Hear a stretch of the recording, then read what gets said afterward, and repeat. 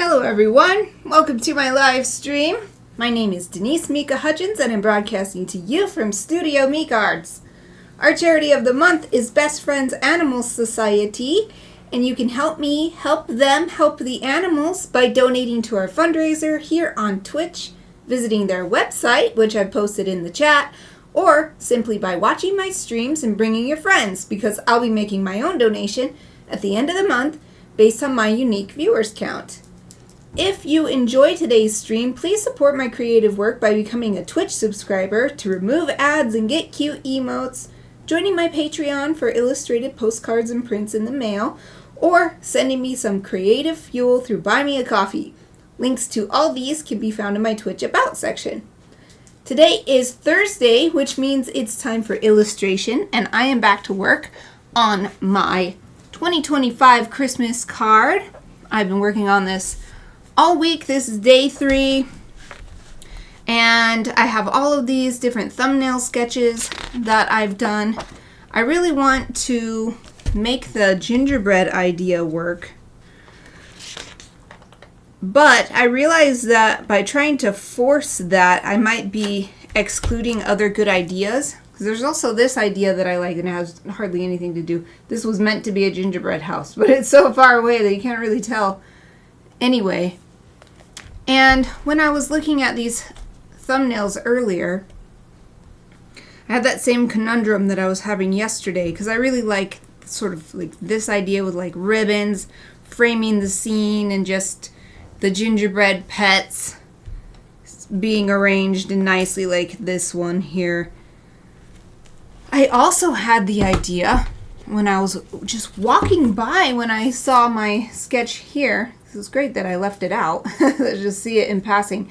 And I realized this could be a really cool opportunity to do some collage work, which I don't do very much, but I have done in the past, and I quite enjoy the look because you can tell when you look at it, you can tell that, oh, these were pieces of paper, even though it's so thin. You can tell it's like a cutout piece of paper on top of another piece of paper. And this design is actually great for that, because then I could draw the gingerbread pups separately, all of these snowflake gingerbreads separately, and then arrange them and decide on the final arrangement. I was already thinking of doing that just to figure out my composition, but that could be part of not just the planning, but the final piece is having these different cutout shapes, and then finally they are placed on the illustration. Finally. They're finally placed on the illustration in their final spot. I'm trying not to use final twice, but I did it.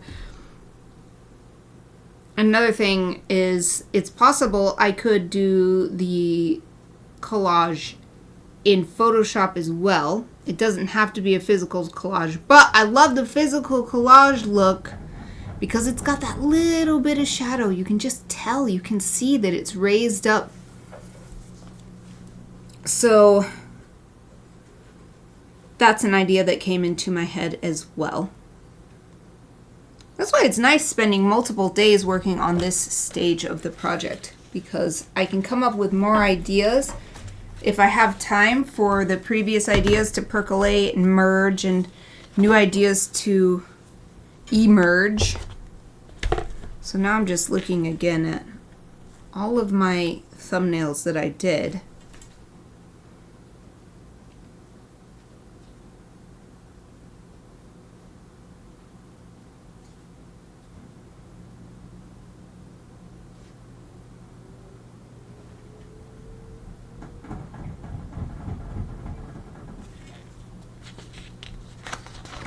Maybe what I could do, because it's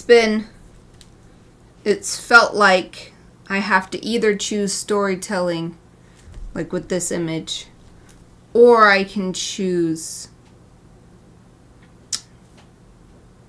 a decorative scene, like with this one.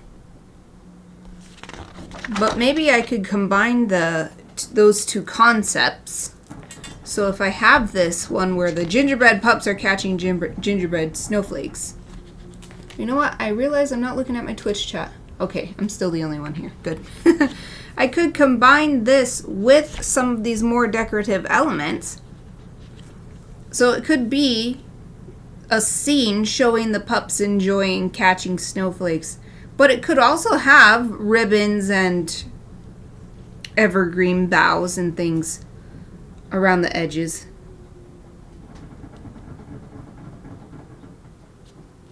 So I could add more decorations. I could even do that with this scene where there's not really any gingerbread here, but this is very, very story heavy, and we could even add gingerbread elements to the corners.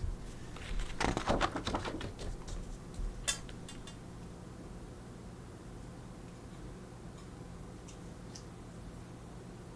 think the pups meeting their gingerbread selves is a really cute idea.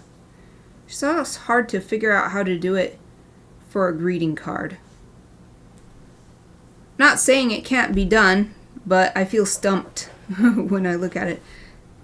It looks like it's a good concept for like a picture book, I feel like.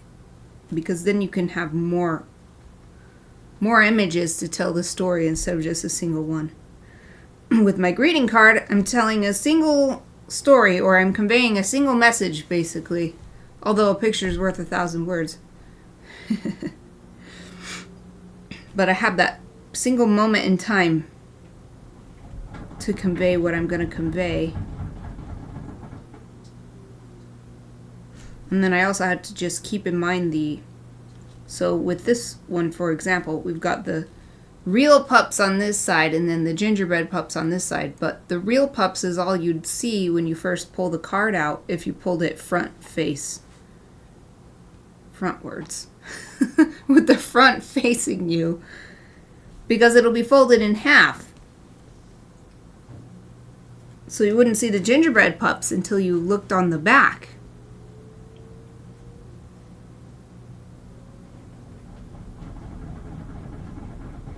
This one's really cute. It's super decorative.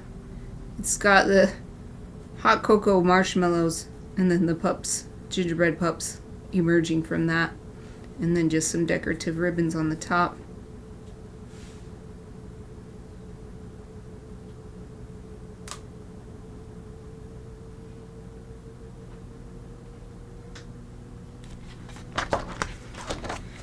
Alright.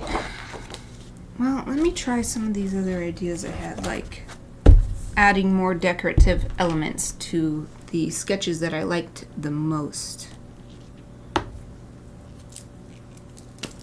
So let's do more of the gingerbread snowflakes. I mean, I really like the gingerbread snowflakes also because it's really simple. So I wouldn't want to take it too far either. But what if we do just like some ribbons on each corner?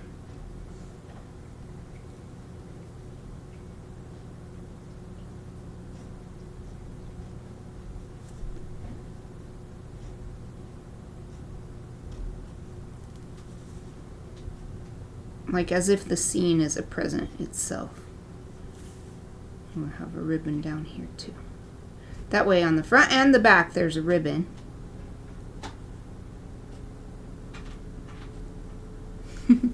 I don't know if you're hearing. Oh, I think you could just barely see it. Aoife is enjoying her new toy that she got today.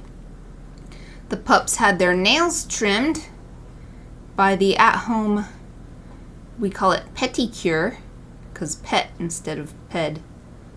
And they get a toy for enduring getting their nails trimmed. So she's enjoying that right now. She's in the upper puppy cam.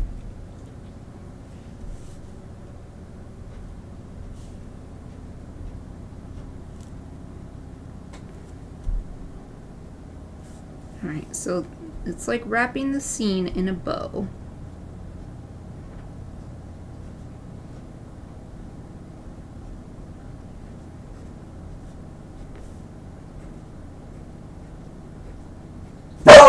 Oh my goodness, Chappie.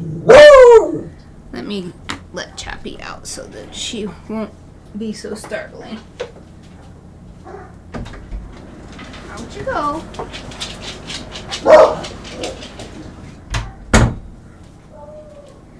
I think it's because I have my window open since it's nice outside. And some dogs outside started barking, so Chappie starts barking. Apologies about that if that was very startling. Hopefully not.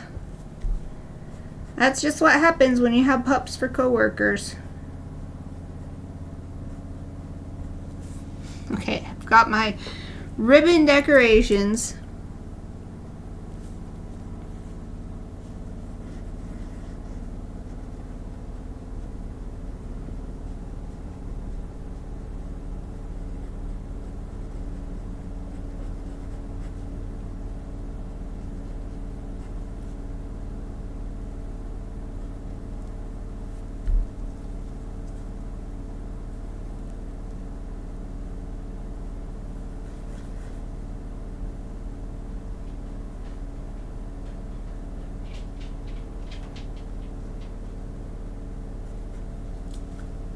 Oh, I closed the door all the way. Eva's ready to come back already. Come on. Are you done barking?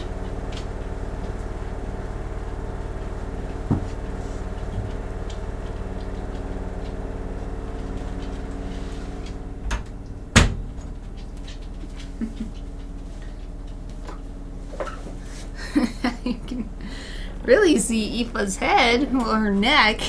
She's getting that toy again.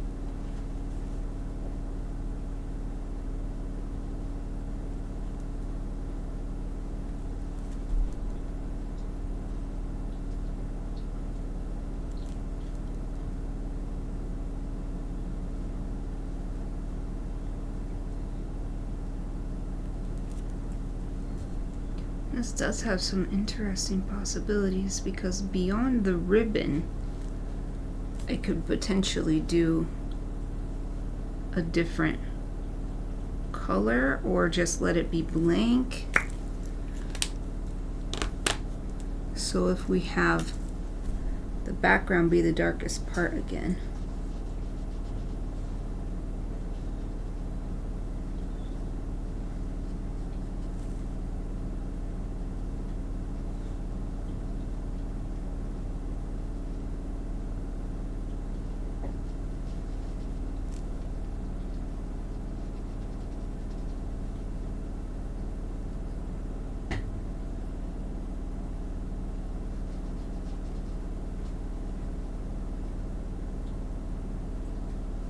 I don't know how long that toy is gonna last. Aoife's really liking chewing it up. Some of their toys last months. Other toys last hours.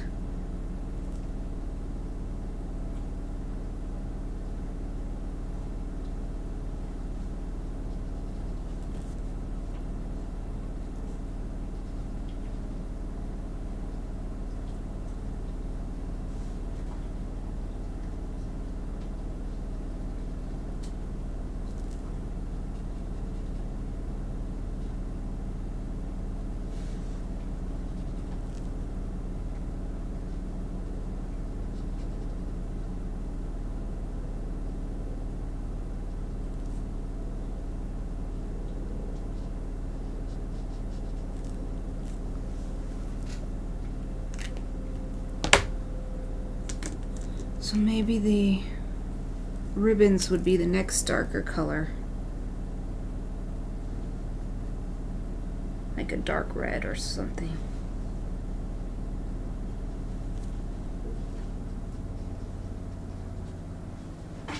So that they're not getting too much attention. And then next would be the gingerbread, which is a brown color.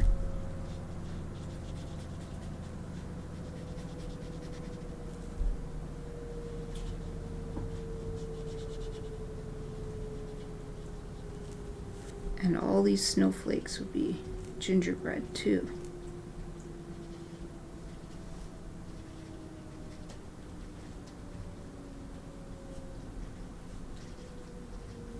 But we would have white icing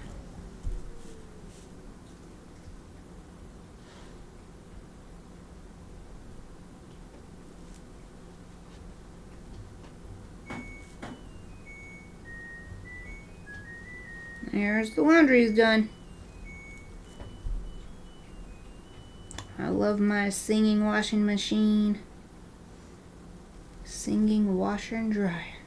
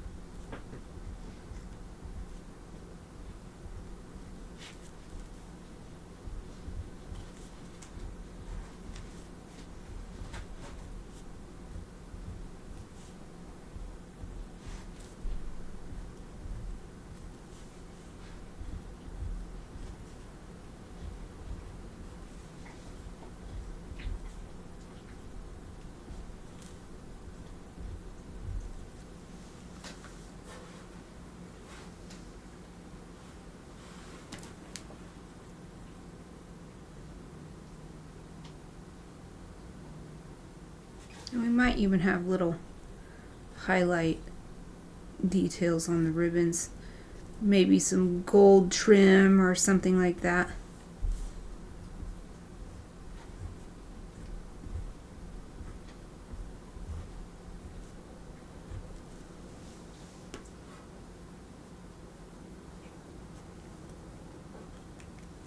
So that's a little more decorative version.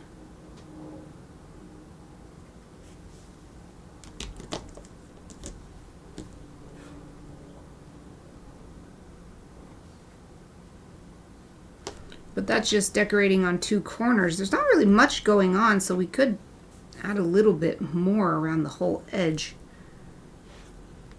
and the perimeter. But there's a perimeter that comes and goes when it's a greeting card, at least the way I do my greeting cards.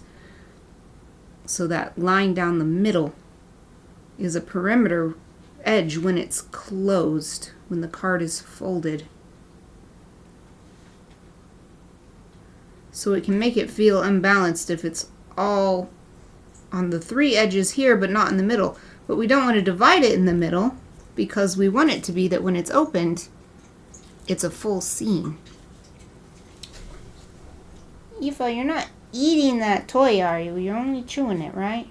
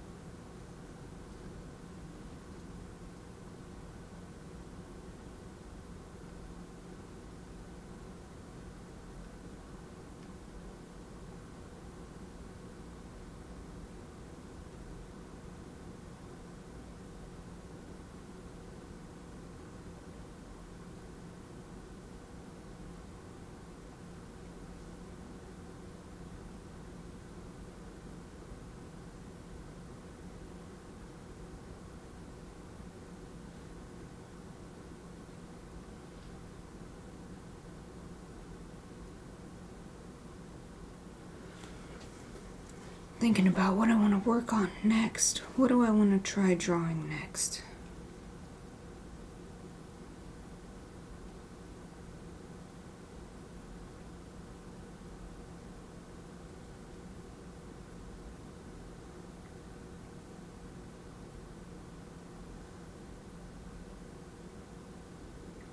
I guess I haven't done one where the gingerbread pups are really, really big. So we've got lots and lots of snowflake gingerbreads in these scenes so far. But what about ones where they're really huge, taking up a lot of space, and there's only room for maybe 1, 2, or 3 snowflakes per side?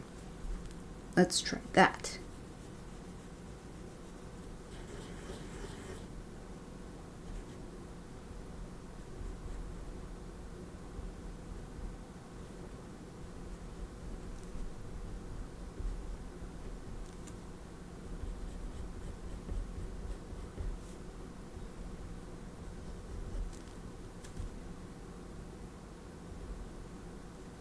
I keep doing an anime happy eye because I want to show that she's happy to be catching this. Doesn't necessarily need to be though. It could be just a big circle.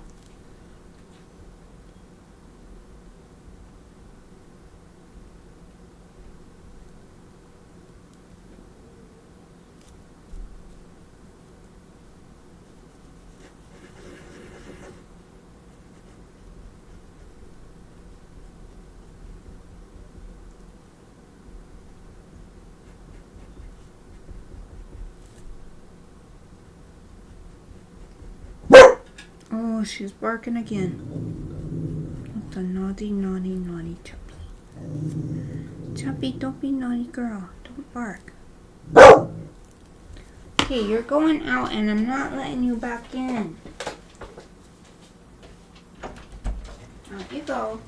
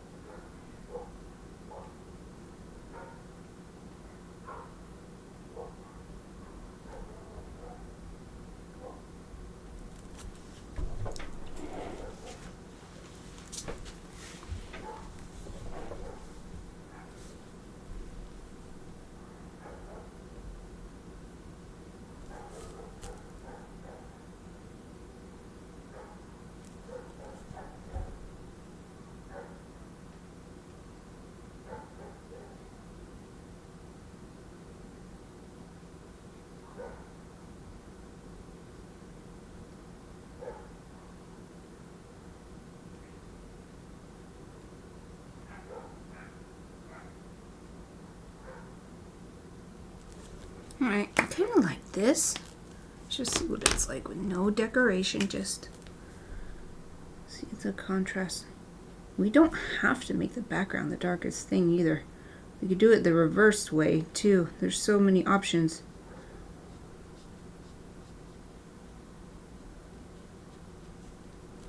I'm feeling hesitant because we don't have to even do this scene either, but may as well just explore and see what other ideas come.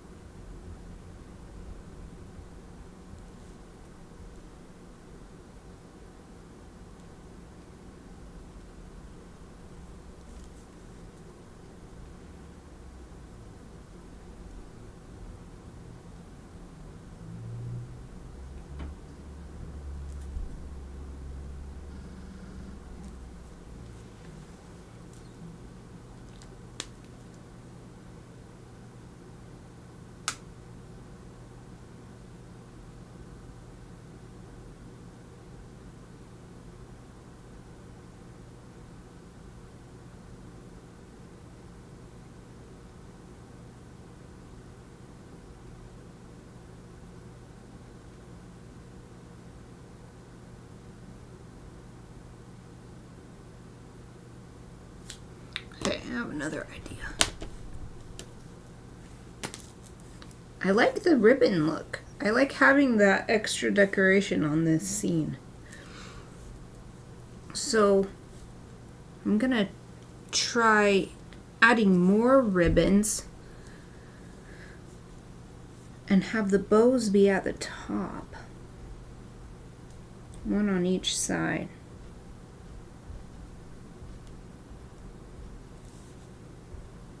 So there's one on the front and one on the back. So they connect across the middle.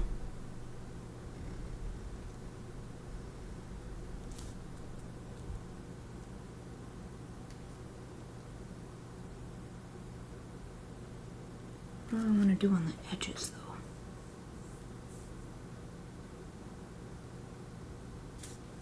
Guess we could just have the ribbon like curling.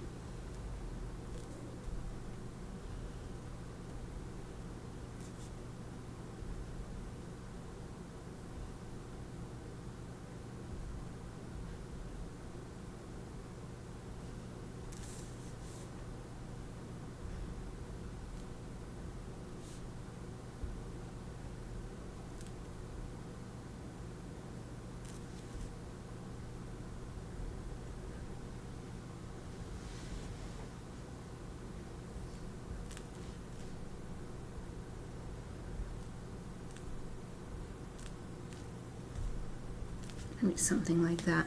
Basically creating a frame using the ribbon, but trying to create a frame that will look good either way. Yeah, maybe not connecting through the middle, because when I cover up one side, it still has that problem where this edge that only exists when the card is folded, it looks weirdly off balance. It does help, I think, suggest to the viewer that there might be something more on the back.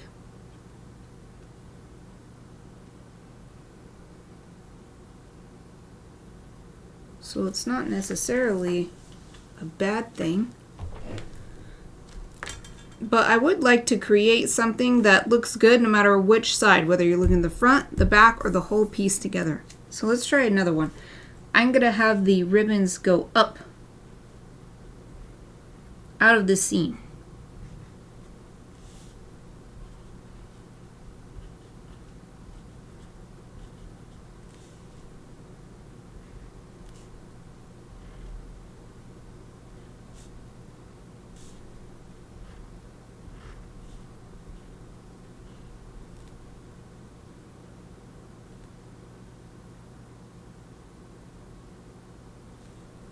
Maybe we can have a little tassel coming down on either side, in the middle and the sides.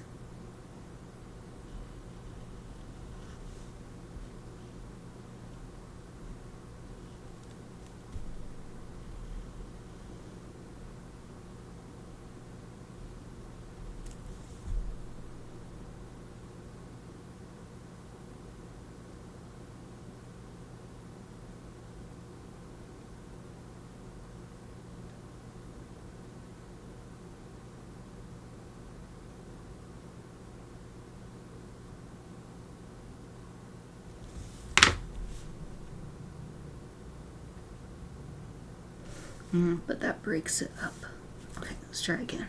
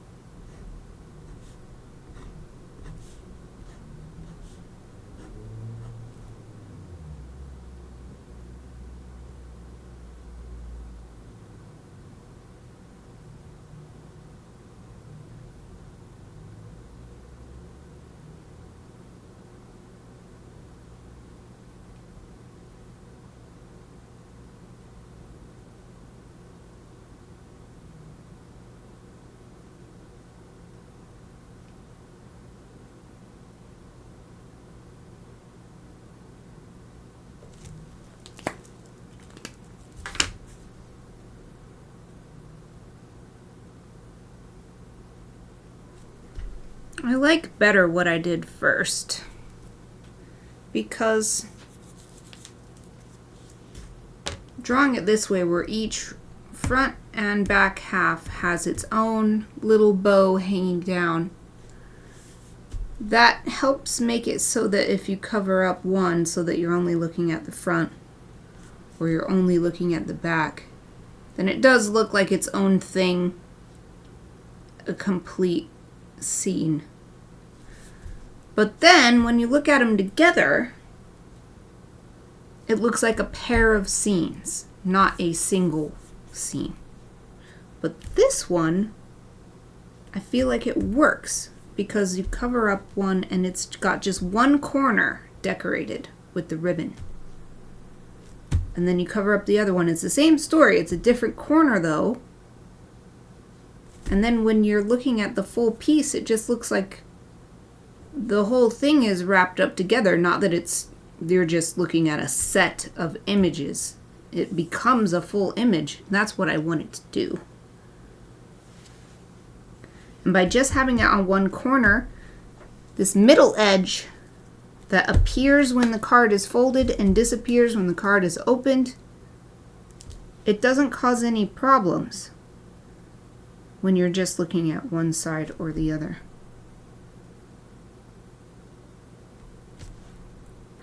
Because it's just a single corner that's got this decorative element.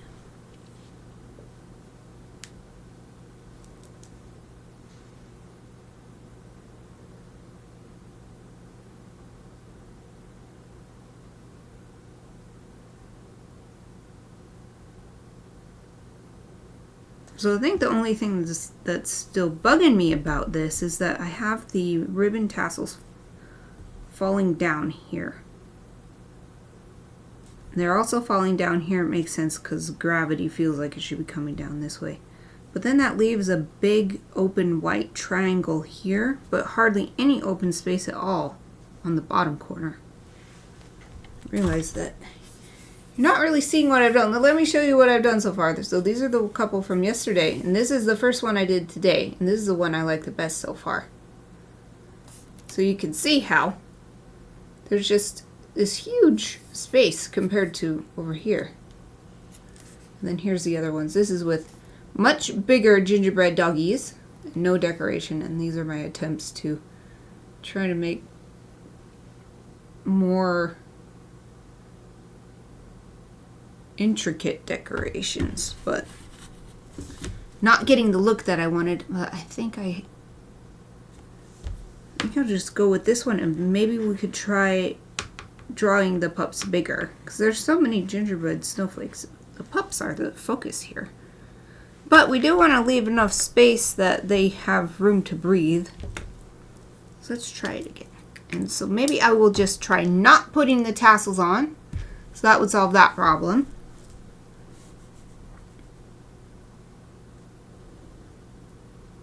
I like the idea of the ribbons creating a non-quadrangular space, because they're cutting it off at the corners, and if I don't do anything with that and it's just plain white, like the white of the card that it's printed on, that's more interesting than the typical rectangle shape that we expect.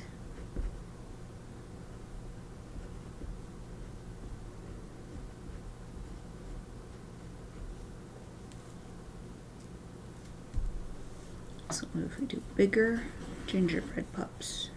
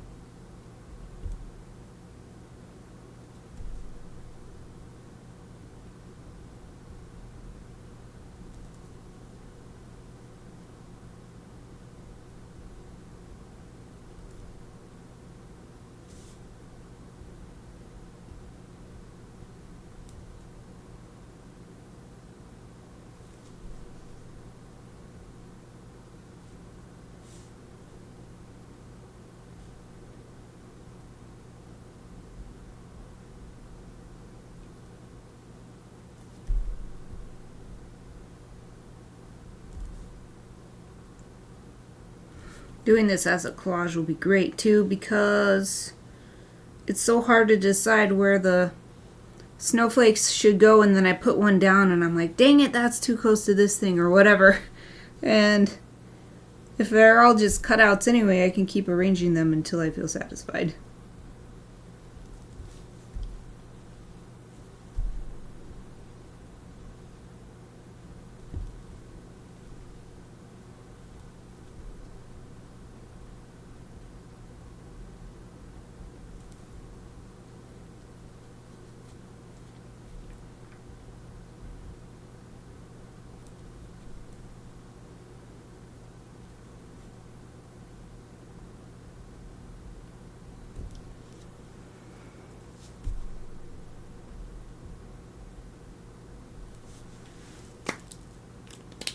So let's try that, and also let's do a scene where the gingerbread is the darkest thing.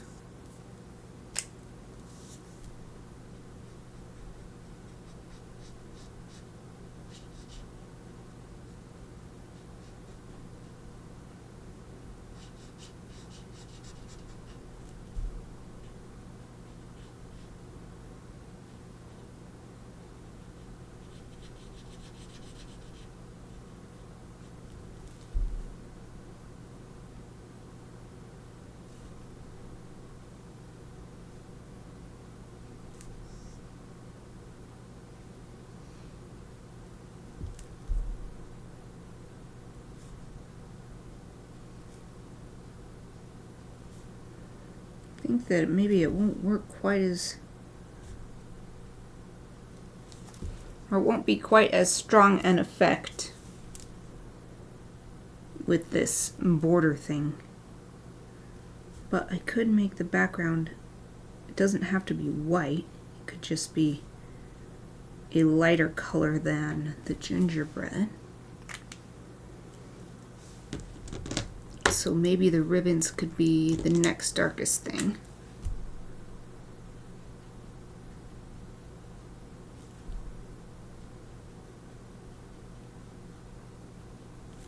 And then the background could be something darker than white, but still the brightest thing that has any tone to it.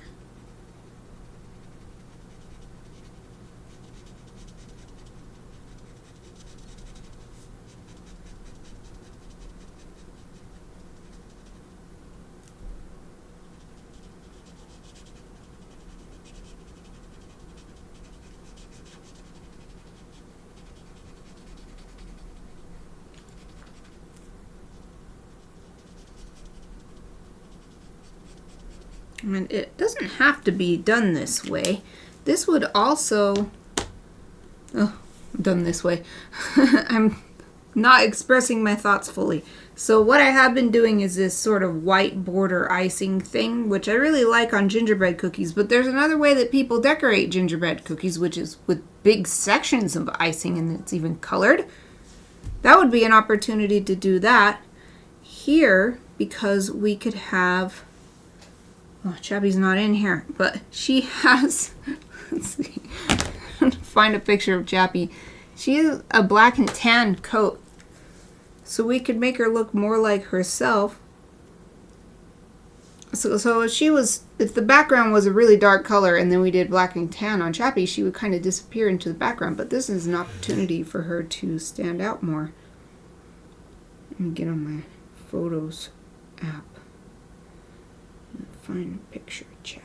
Oh, here's a perfect one. Here she is. Here's our little Chappie girl. I was taken just a couple days ago, so I can see what her fur pattern looks like. If we did an icing version of it.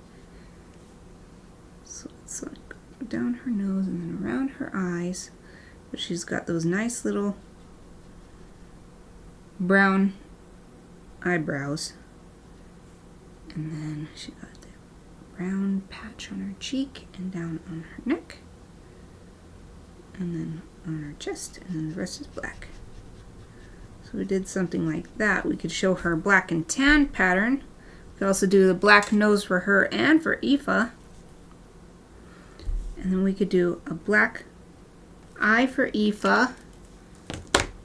And they both could have the white for the highlight on their eye, and it would be, you know, the idea would be that it's white icing. And then with Aoife, we could also do a darker color, not black, but a darker icing color to show her ear, because her ears are darker.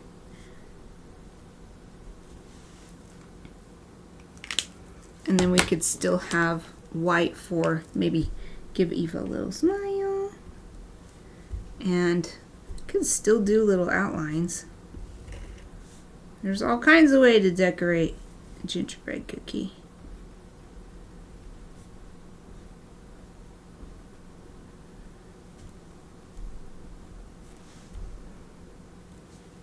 And then, of course, the icing on the snowflakes really show they're supposed to be snowflakes.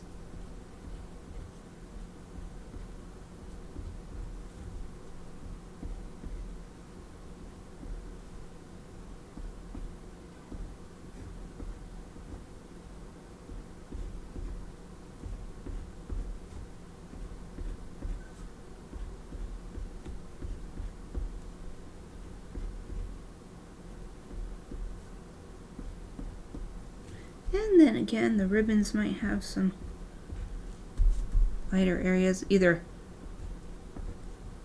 a lighter border or it might just have some shine to it.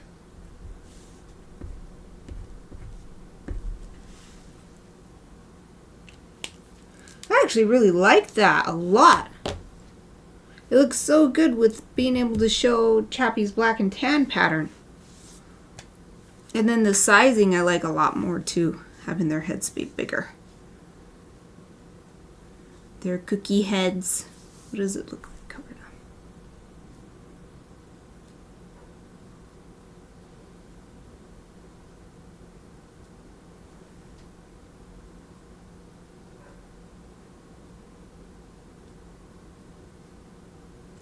Guess it just seems like it would be good if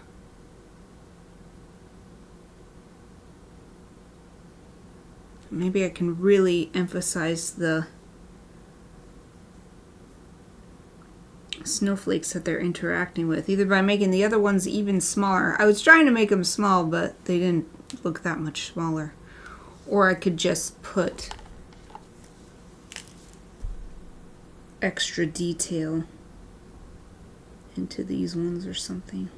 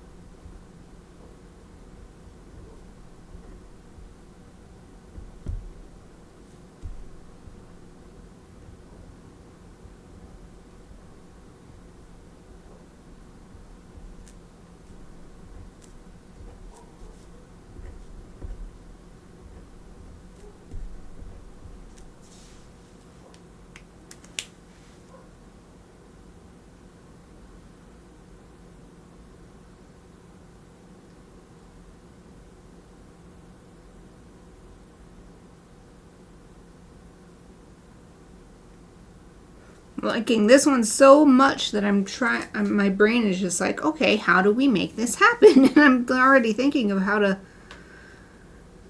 make it into a collage and what order I would put things in. And maybe in order to make these snowflakes stand out, these ones could be collage. They could be cut out. But the ones in the background, I could just make a pattern. I could either draw a bunch myself on the base sheet of paper, or I could draw a few and then make a pattern in Photoshop and then print that out, and then that printed version becomes. There's so many ways I could do it. I like this so much. And it gets the gingerbread. I really wanted to use a gingerbread theme because I've never done anything with that before.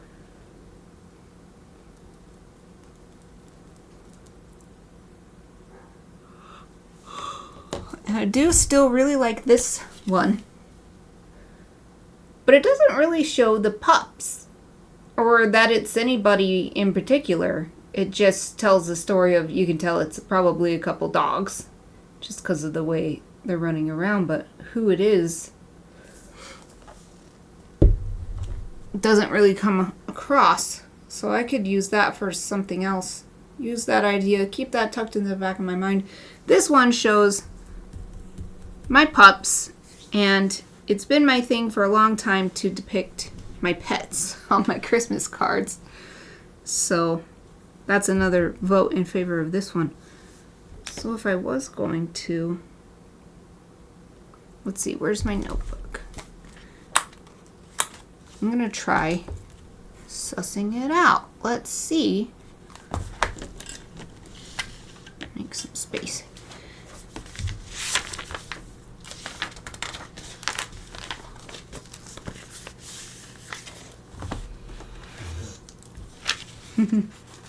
Aoife just did that big snort.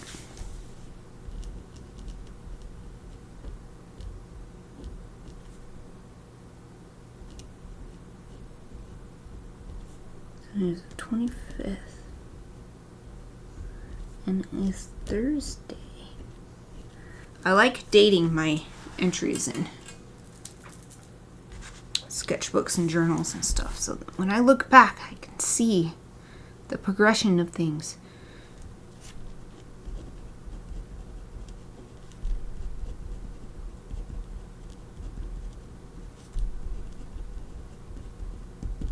Okay. So one would be make gingerbread snowflake background.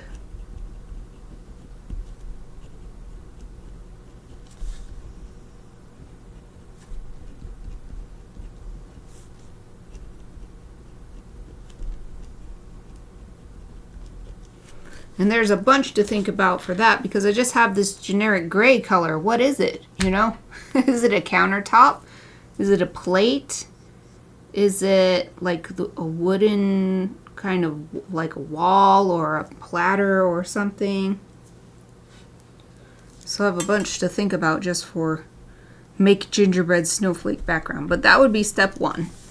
Figure that out and make it. Then step two would be make foreground elements.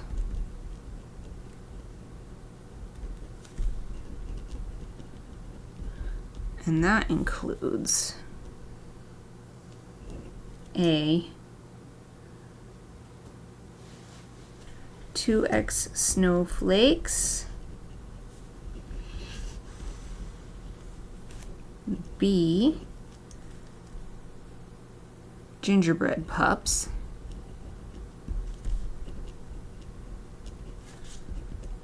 so that would actually be two separate things, just like 2 snowflakes, 2 pups. And C would be ribbons. I put 2x ribbon bows.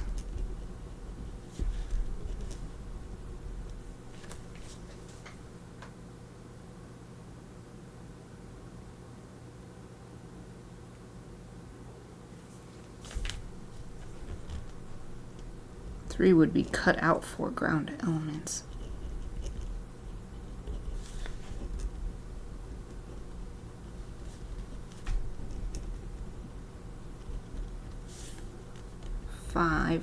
Four. It's because I said 4 in foreground. Okay, 4. Arrange and paste.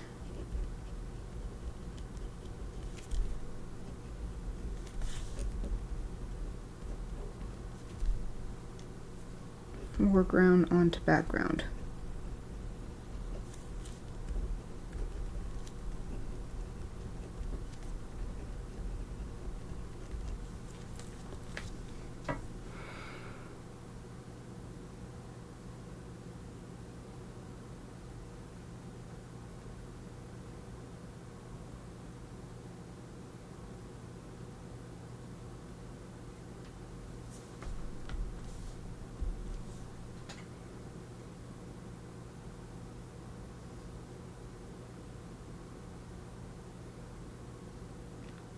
So that's only 4 steps, though. They're all rather involved. Snowflake background. There are so many ways I could go about making that. I feel like it would be better than drawing 50 snowflakes individually. It would be better to draw like 5 different ones. Draw, paint, whatever I decide. I don't even know what media I want to use, but to draw that many and then to create a repeating pattern in Photoshop. Okay, I'm going to write down the questions to answer.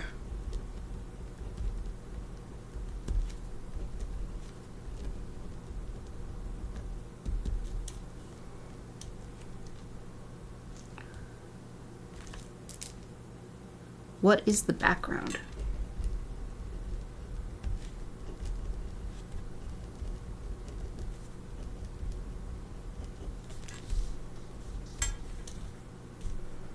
I'm going to put e.g. Sky, table,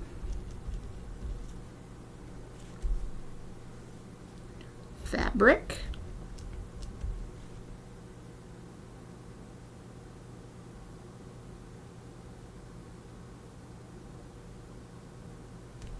plate, etc.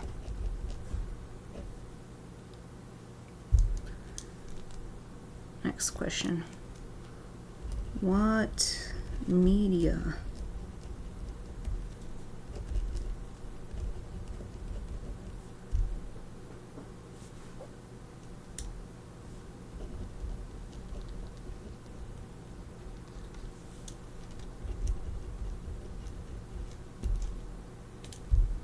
What media to make background images with?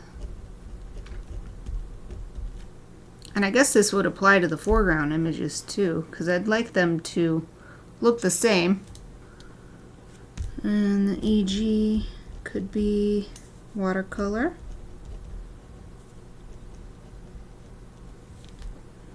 Inktense pencils, I haven't used those in a while. Those are kind of like watercolored pencils, but they're ink pencils, so they don't move around as much when you re-wet them. It would be fun to use that just because I haven't used them in so long. Okay, so that's an option. Could also do marker. Or we could just do digital and print it all out too.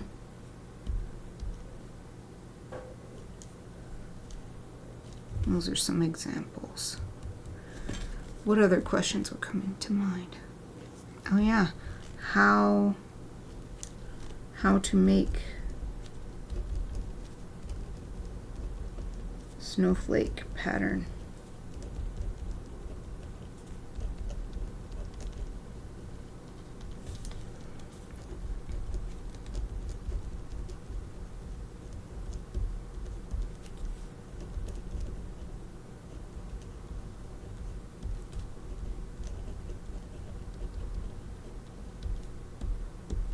Oh, we're after break time. Well, let's take a break. Yay. Okay. I'm going to put my Be Right Back sign on. I encourage everybody to also take this opportunity to get stretched and refreshed. I will be back in about 5 minutes.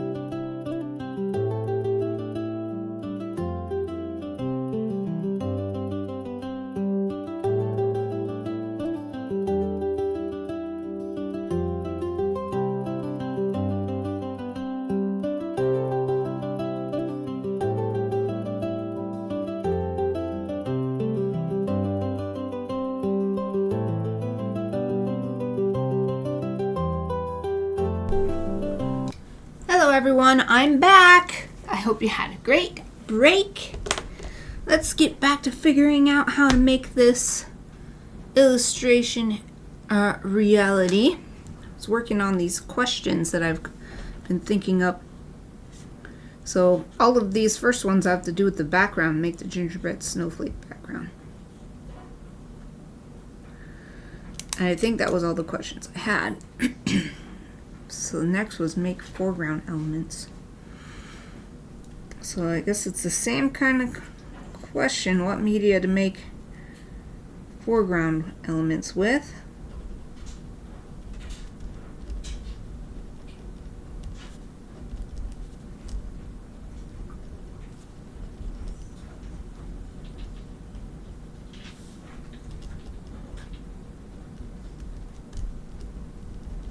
I'm going to put including paper because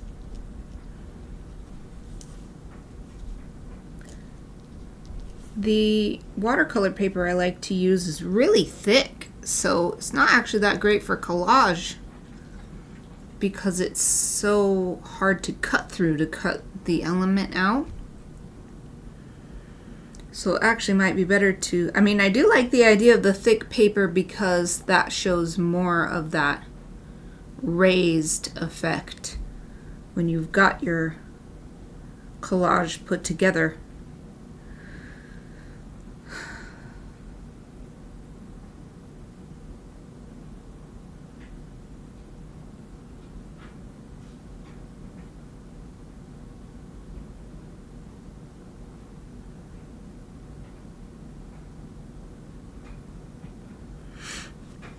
Something I could do is create everything on the watercolor paper if I wanted to do watercolor or the Inktense pencils or whatever, but then scan it all in and print it all out, and for the collage aspect it's using prints. That would also ensure that when I'm cutting out, if I make a mistake, I can print another one instead of cutting out the original image. Because if I accidentally cut through it, you know, then I'll have to deal with that. And usually what that involves is adding that cut effect all over the place, like as a pattern or something, so that it doesn't look out of place. I would much rather just not do that at all by doing a print version.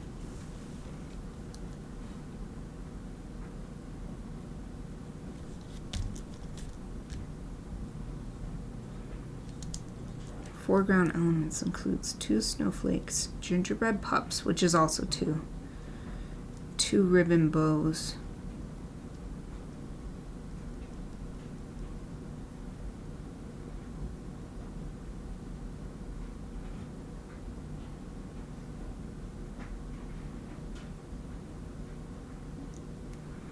Alright, I guess I don't have any further questions about step 2.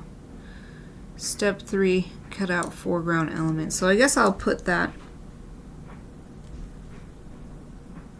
idea that I just had as a question for that. Cut out original or a print version of foreground elements.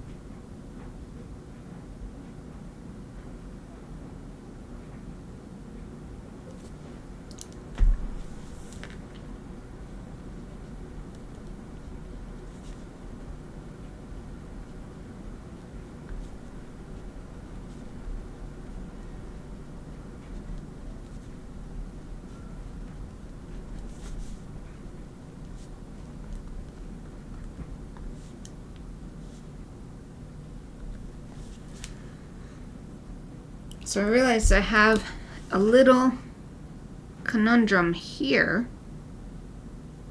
Over here, all three elements are separate. Chappie, the snowflake, and the ribbon. They look almost touching in the sketch, but that's not what I intend for the final. I want it to have a little bit of space. So it would be fine for me to draw and cut out all of these individually. But over here, the ribbon is cutting Aoife off so that we end up with this white space. So the question I have for myself is, do I design Aoife with the ribbon? Or do I design the ribbon as a separate element? And the reason why it's a question is because I have to decide at what point the Aoife cookie gets cut off.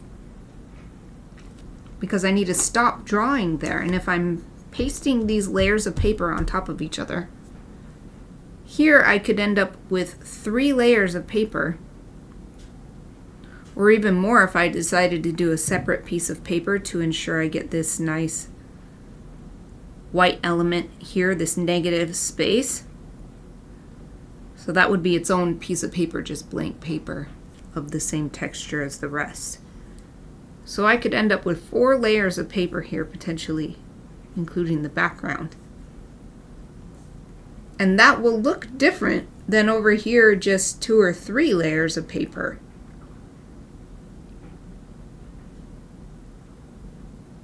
So the question is, do I want that or do I not want that? Because there's no right answer. It could look nice having the ribbons actually be a little more pronounced and a little higher up so that there is separation in this direction.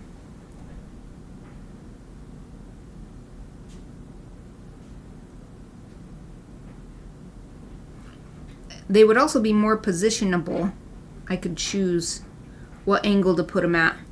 That's the reason why collage is so attractive for this, because I can move things around before I settle on their final position.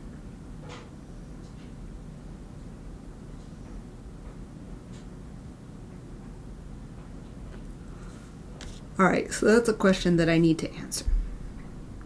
Any other ones?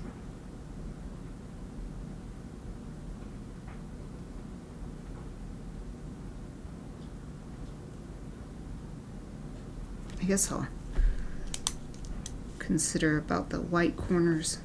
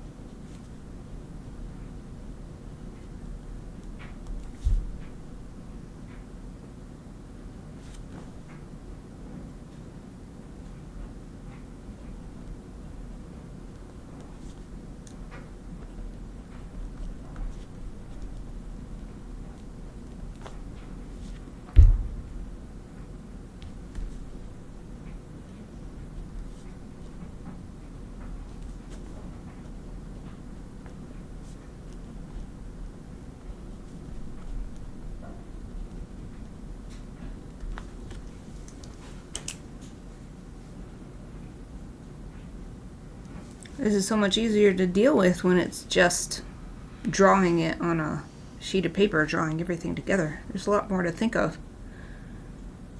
when it's going to be collage, but that makes it more fun. This is another instance. Every time I do an illustration, I'm creating a puzzle at the same time as solving it.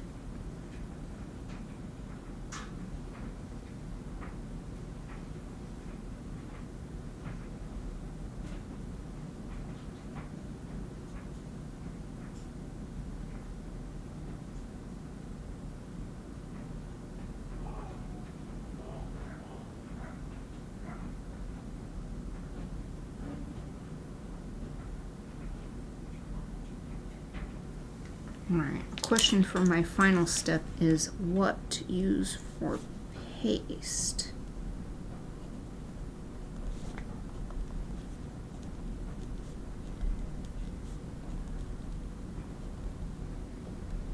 I do have some nice low moisture glue sticks, so that's a good option. There's also another thing that I had in the fridge, but I might have gotten rid of it because it doesn't last that long.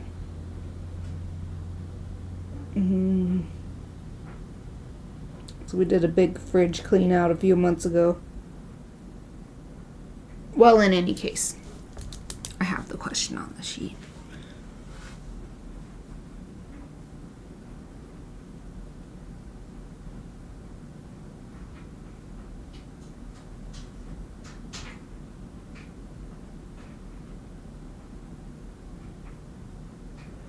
I think that's all the questions I have for myself. Things I need to think about and decide on.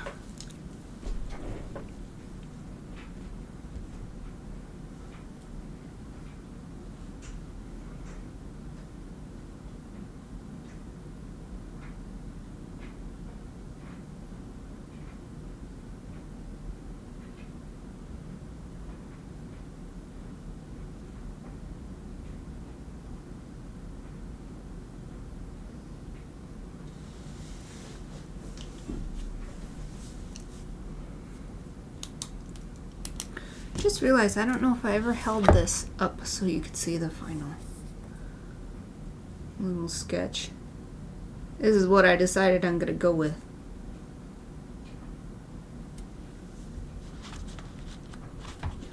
Yeah, I'll make some notes actually on here about what I liked about it.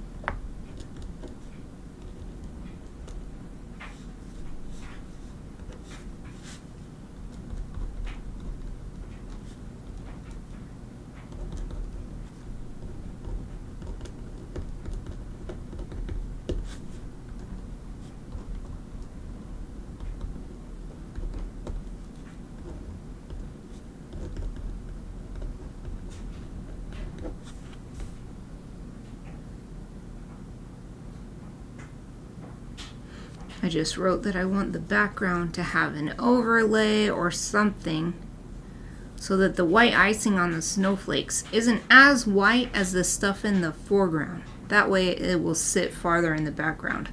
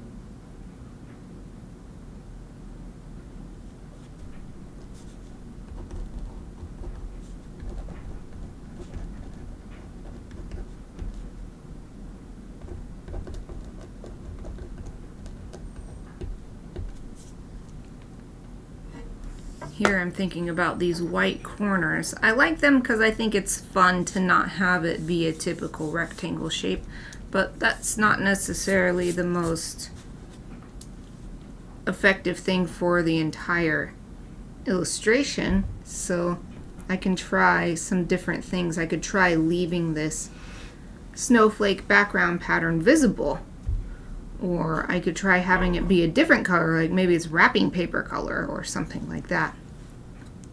So I could try a few different things. I could even literally use wrapping paper since I'm doing collage. I'm gonna write that down.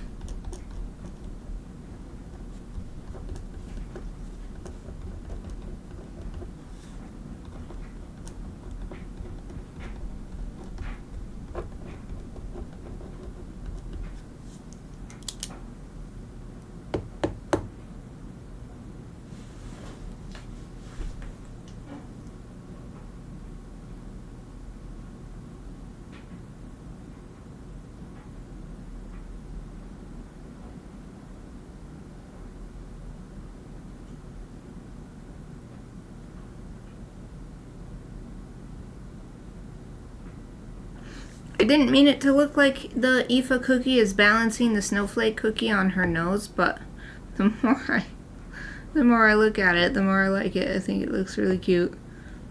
Like she's doing a trick or something.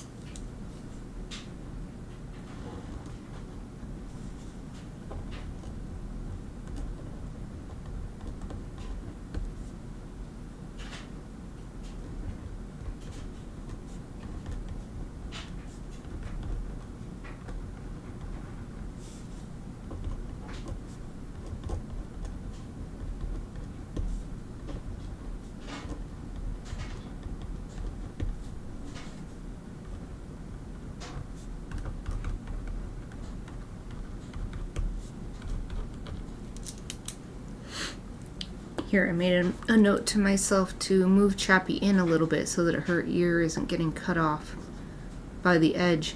And also to have her looking more straight up, because if we do move her in, then the cookie starts to be in the danger zone of the fold of the card. So if we have her look more straight up, we can keep the cookie in the same spot, but she becomes more underneath it.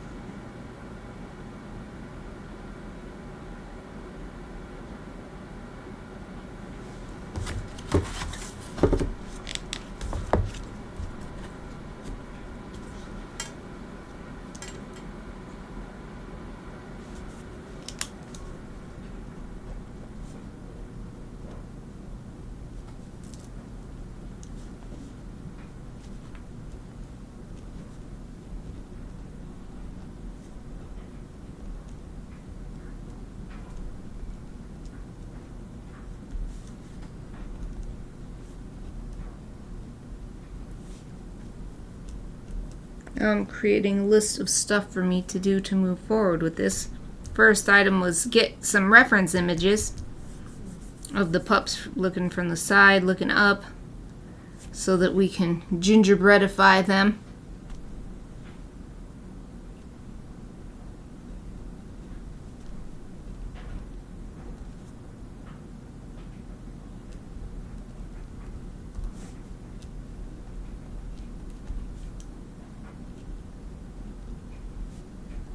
I want to research what cookie icing looks like. It seems obvious when you say it, but it's one of those things that I imagine is deceptively difficult to get to look right. It's one thing to ice a cookie and it's like, well, that's what it looks like. It's another thing to draw a cookie with icing on it and try to make it look like an iced cookie, but you're not using icing at all. You're using colored pencils or whatever it is. Other to-dos? Is that the only ones? I specifically want to look up gingerbread snowflakes.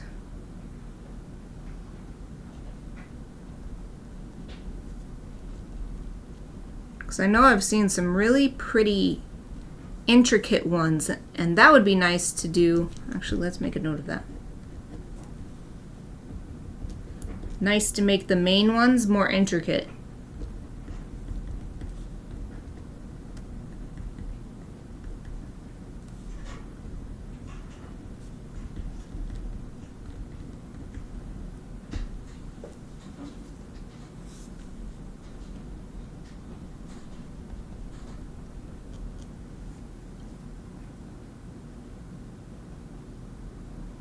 Heck, we can look up actual snowflakes too.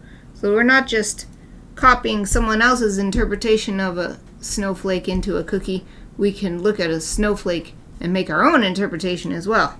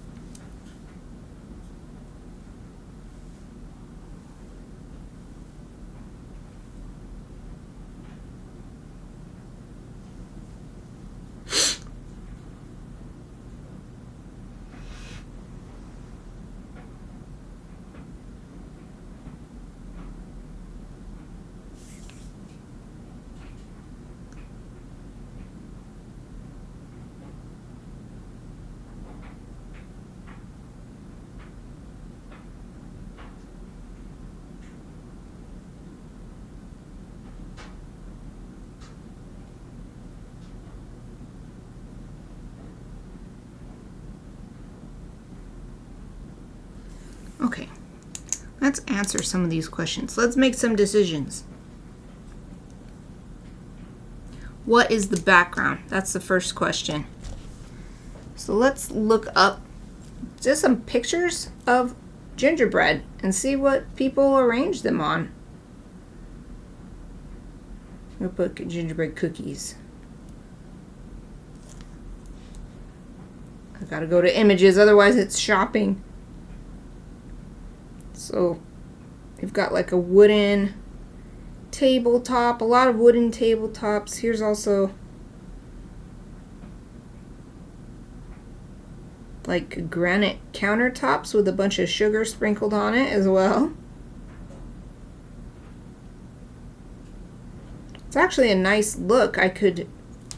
Looking at this one, I could create a pattern. Well, you can't really see that well on the... You can kind of see that texture. I could make that texture using a sponge with watercolor.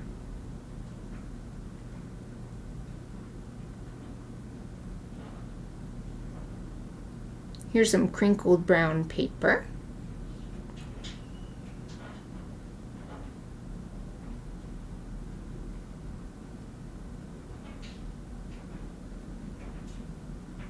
Here's just a granite or marble.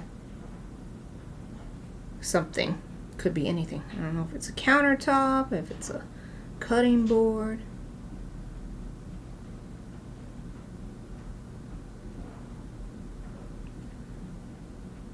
Here's some more brown crinkled paper.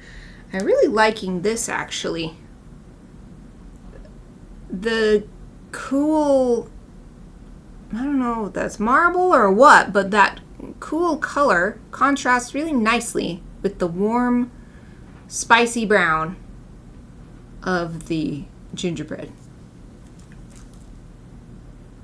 And I've done something similar. I'll just bring it up. I'm going to go to my portfolio.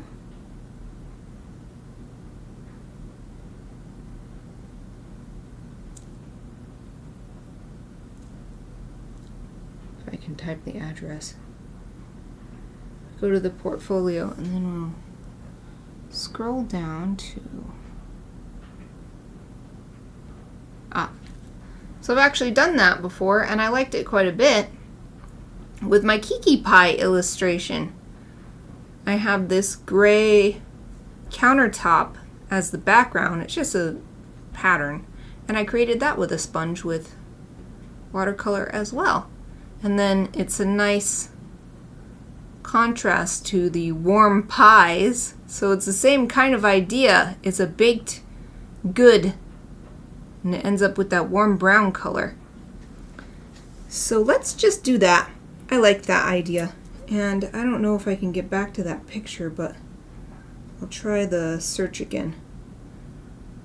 Because I'd like to start collecting these just as inspiration. Download image. Yay! Oh, where'd it go? Here we go. And I'm going to put this into Move To. I'm going to make a new folder.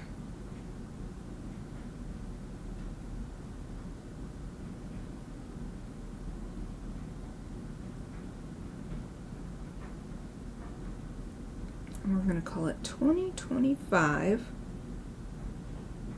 Christmas card. References.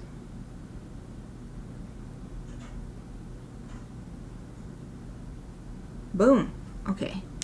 So we are answering that question. Answers.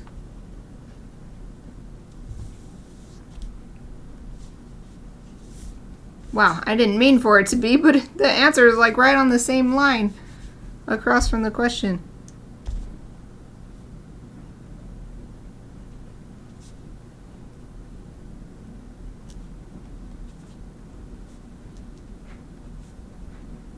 Cool gray cool gray granite countertop.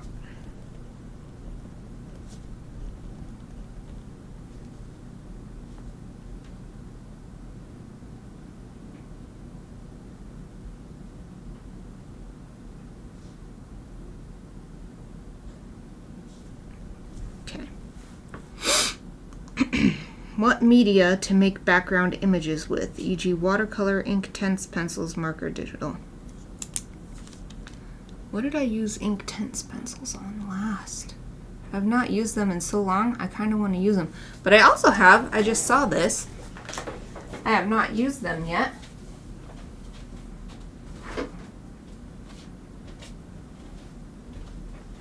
My best friend Sarah sent me this a while ago.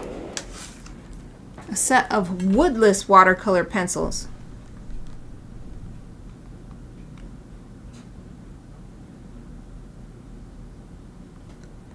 We don't need too many colors for this illustration. So we've decided the background's going to be a cool gray.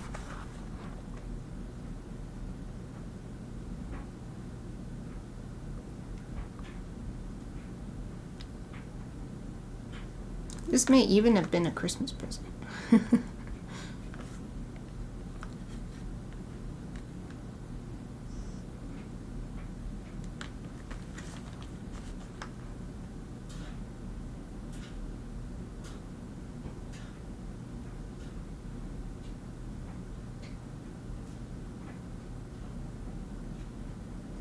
I'm looking at the colors and thinking, will I be able to? I mean, without using them, it's hard to say, but based on the other knowledge I can infer from, does this range of colors look like I could achieve the look I want? I think I can, because I've got several different oranges and reds which I can mix with brown to create the shade of, and there's a couple different browns. I can create the gingerbread look. The countertop should be easy. We've got some blues, and here's like a dark gray and a black.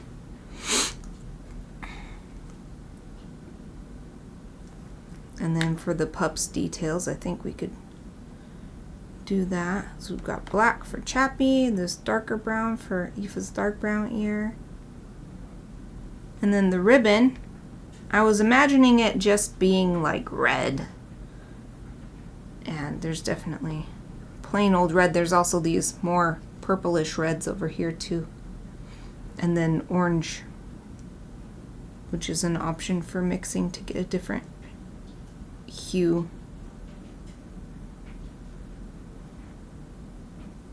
So yeah, let's just use these. I haven't used them before.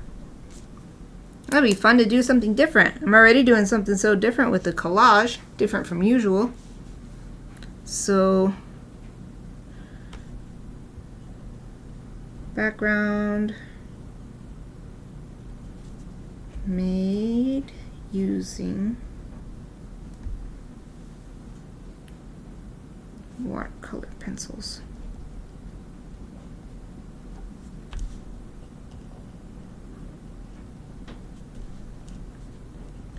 I'll put these specific ones because I have other ones too.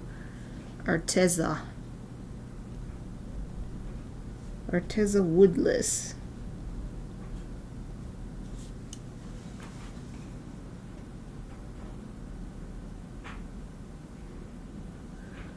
But I also had the question of, did I want to draw the whole thing?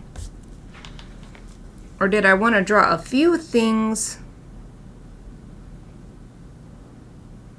That might be easier too, to make the granite countertop using watercolor or these watercolor pencils. It might be easier just to use watercolor because then I could use a sponge to get that texture.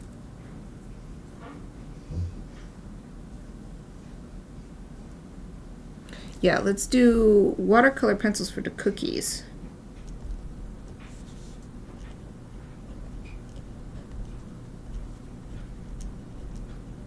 Watercolor plus sponge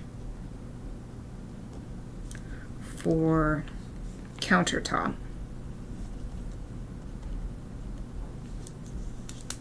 Hold on, I need some chapstick. Oh, Eva's having a dream. Her little foot's going. Maybe you can see it. I don't know if her back foot is gone. Yeah, you can totally see it in puppy cam. She's probably chasing some little critters in her dreams. It's one of her favorite things to do, so we always do a check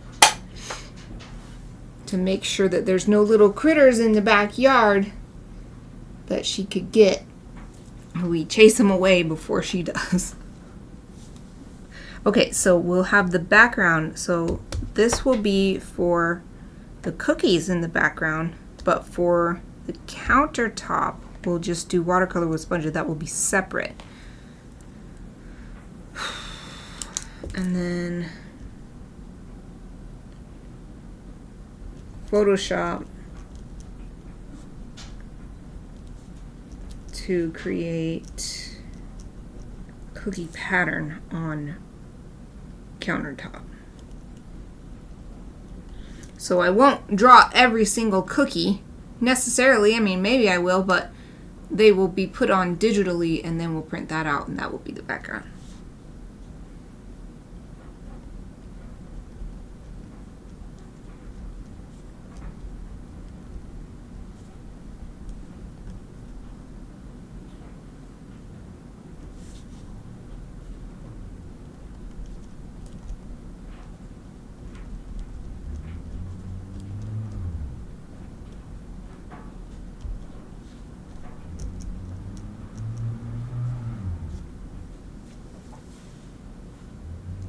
Alright, so we've figured it out, I think.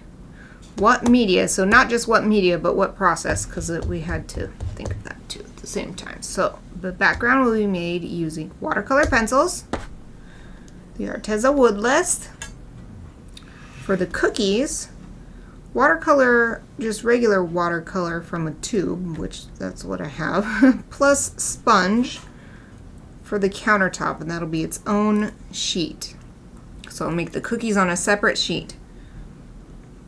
Then use Photoshop to cut the cookies out and arrange them nicely and maybe repeat some of them. We could turn them, you know, so they look different to create the cookie pattern on the countertop, and then print that out, and then that's the final physical background that the rest of the collage will go on top.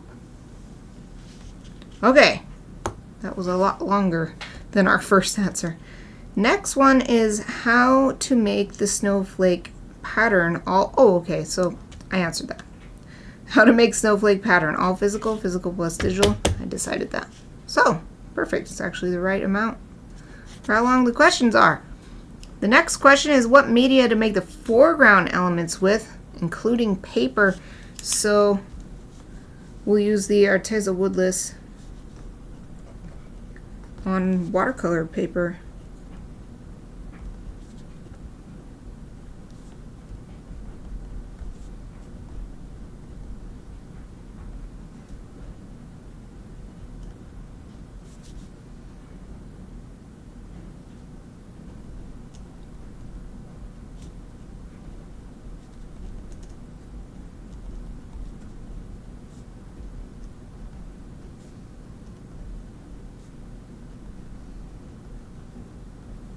But that's not the end.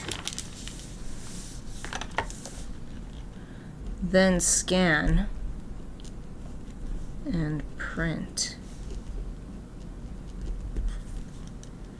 for final collage. Parentheses, don't cut originals.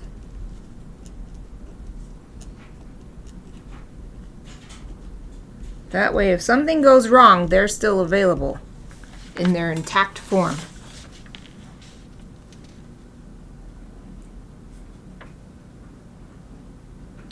What media to make foreground elements with, including paper? You know, I have watercolor pencils, but I usually like to include ink too. But since I'm doing collage, I don't really need to do ink since there'll be a border created by... Oh, but I might want to do ink for the white, because I had white details for the icing on the cookies. And it's way easier to just add the white ink or white acrylic or whatever it may be, some opaque white media on top, rather than try to keep this. Some people try to, you know, work reverse and plan the white ahead of time. It's too much work for me. So I'll just add that on top. So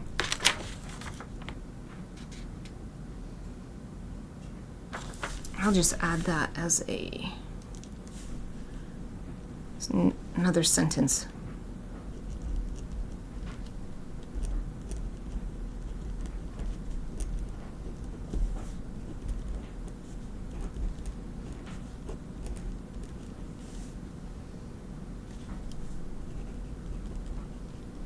Okay, I put also white ink for foreground background details. I should be able to remember that. I do that with most of my work, so it should just be automatic. Next one is cut out original or print copy, and so I've already addressed that. Don't cut originals.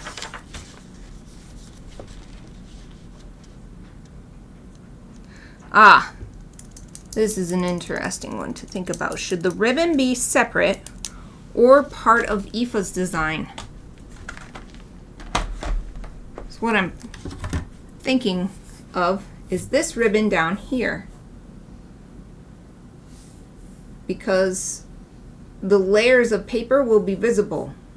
So we'll be able to tell if we do a layer of paper for Aoife and then a separate layer of paper for the ribbon, we'll be able to tell that there's only 2 layers of paper here versus 3 layers of paper over here. So there's no right answer. It's just a question of how to go about it. If I design the ribbon as part of Aoife's cutout, then I don't have to worry about the layering of paper because it'll still all be one background layer with one collage layer on top. But that makes it so I can't really change the ribbon shape, you know, its placement, the angle, how far in it is or out, because it will be attached to IFA. So it might be easier for arrangement purposes if it's separate, and then I could do something like add an extra layer of paper underneath the ribbon up here so that it's elevated just as high as this one is.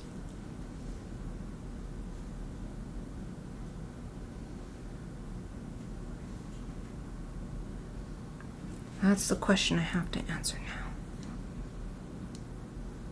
Should ribbon be separate or part of IFA? I mean, I guess I don't have to answer it now. I could get started on some of these things, but it makes it easier for me, generally, to figure it all out at the beginning and then to just go through the process of actually creating it.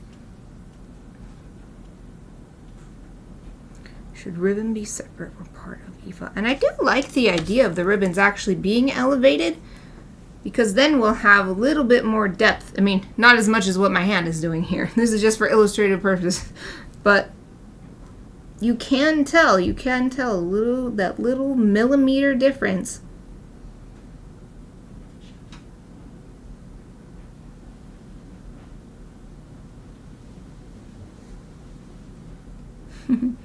Eva just did a big stretch.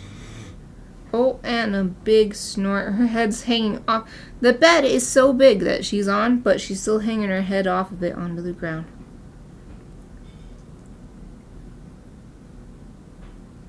Guess I prefer the idea, the freedom of having the ribbon be separate. So let's write that. The ribbon will be separate.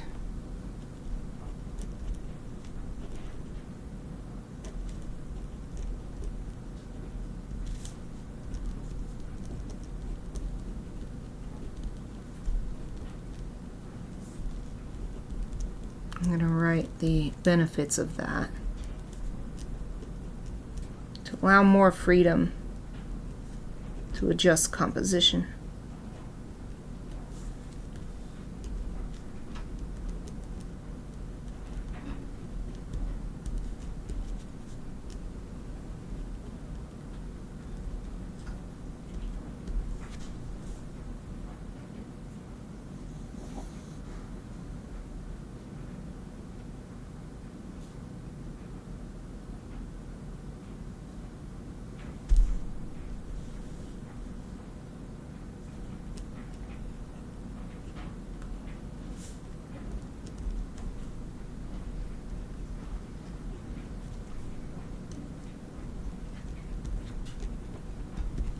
Okay, making the layers of the collage. So the highest up thing will be ribbon.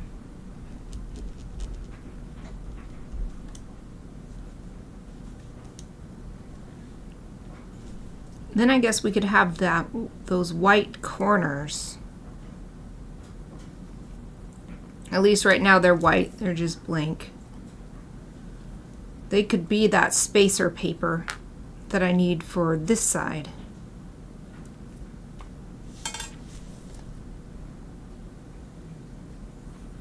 So that would be on the same layer as the pups.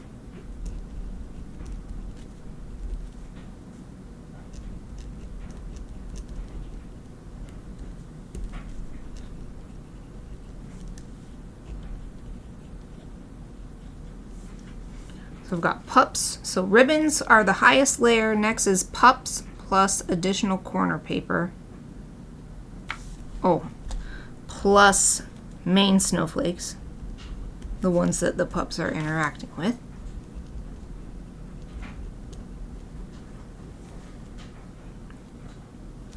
And then that on top, on the bottom of all of that would be the background.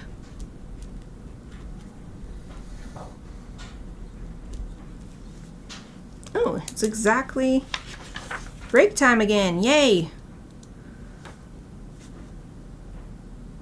And so that answers that question. There's two more questions to consider.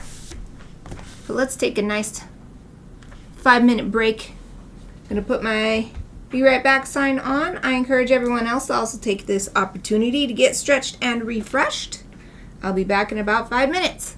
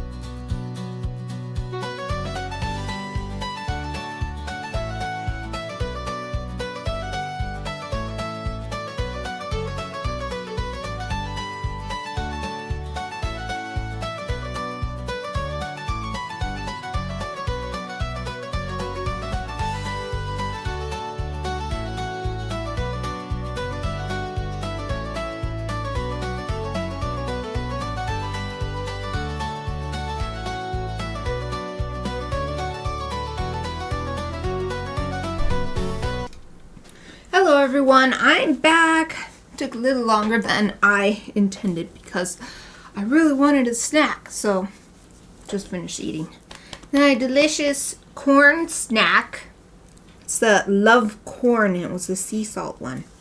And it was crunchy and delicious. Okay. Ready for the last 45-ish minutes of this stream.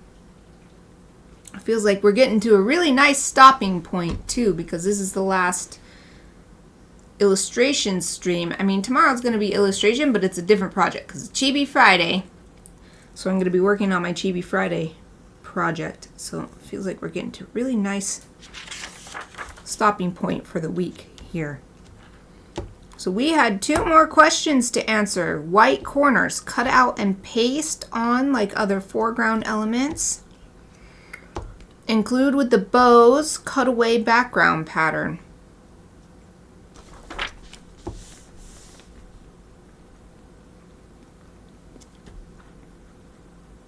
What I have is pups plus additional corner paper plus main snowflakes. So I guess I answered that question. And it's an answer that was not one of these examples.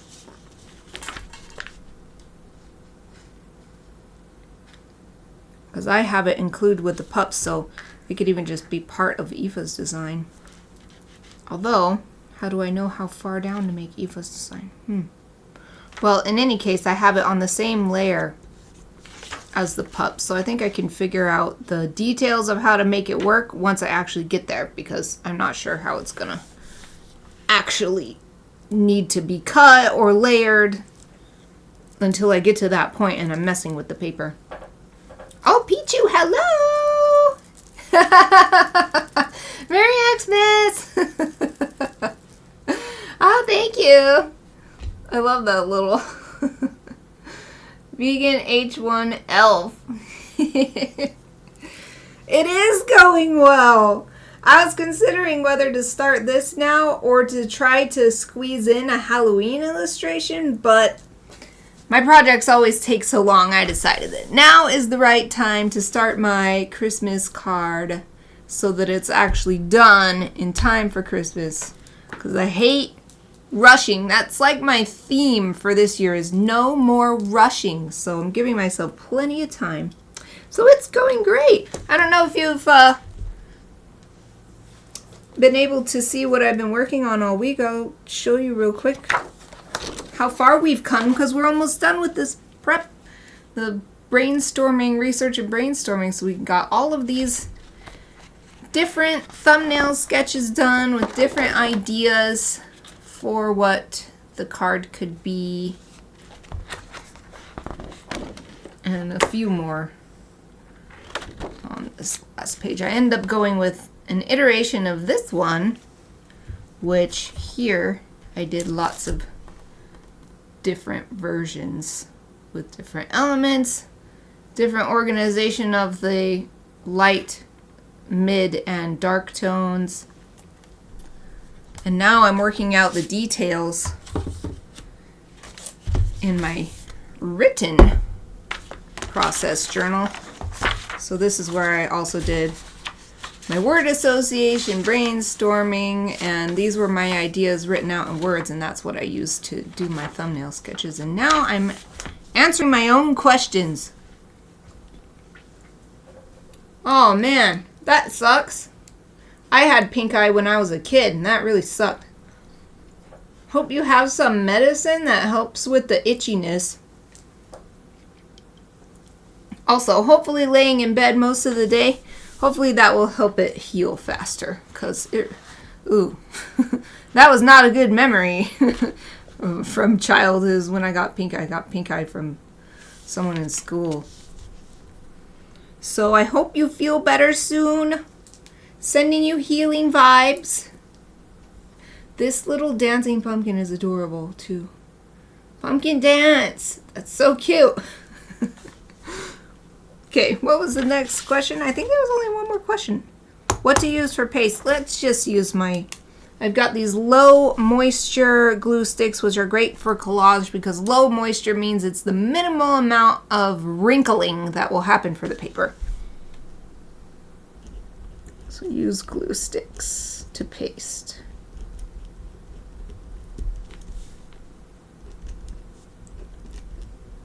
I'll put to paste collage. I wonder if that's a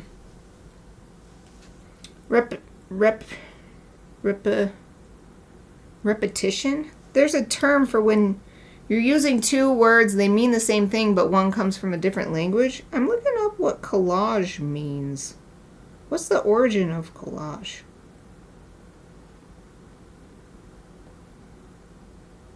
Wikipedia might tell me. What's the etymology? You're welcome, Pichu. And that's such an adorable, it's so cute. Potato love. Excuse me. History.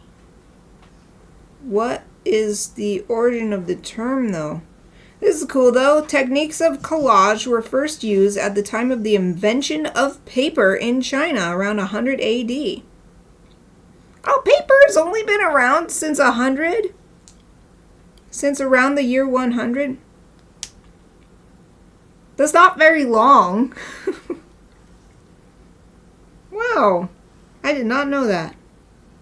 I use paper every day in my life. Whether it's like reading a book, creating art. I didn't know it's only about 1900 years old. The use... okay, so it says techniques were used, but the use of collage, I guess as we know it today, I suppose that's what it means, however, did not arise until the 10th century in Japan, so that's 900. So it took 800 years for collage as an art form, I guess, when calligraphers began to apply glued paper using texts on surfaces when writing their poems.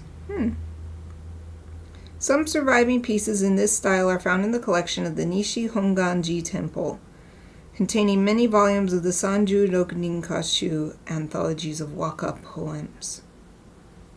Interesting. The technique of collage appeared in medieval Europe during the 13th century, so it took even longer for Europeans to figure it out. Gold leaf panels started to be applied in Gothic cathedrals around the 15th and 16th centuries. So that's another few hundred years later. That's 15th and 16th century is the early modern period. Gemstones and other precious metals were applied to religious images, icons, and also to coats of arms. Alright, but I just want to know the origin of the word. Maybe it's not going to tell me. Okay. I just have to put collage etymology. Ah! It is! It's one of those double... when you repeat a word. Collage comes from French, which means gluing. So to write, to paste collage, as I did here, is the same word, the same meaning. Two different words, the same meaning in a row. Interesting.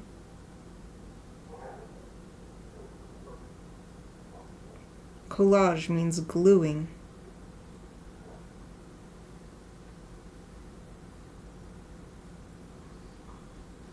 There was another thing that made me think of this that I wanted to look up, but now I've lost it.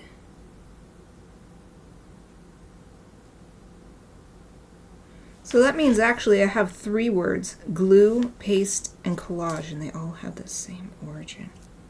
The same basic meaning. Oh, Wiktionary says it's an unadapted borrowing from French collage. Oh, I remember what I wanted to look up. What is it called when you use two words that mean the same thing? Oh, look. The first thing, it knows what I'm talking about. The very first suggested. It's exactly what I want to know. We'll see if it... The biggest thing that is, as an example for me, is when we say chai tea. Of course, in English, when we say chai tea, we mean a very specific kind of spiced tea, usually with some kind of creamer and sweetener. We mean a specific type of tea. But chai just means tea. So when we say chai tea, it's like we're saying tea.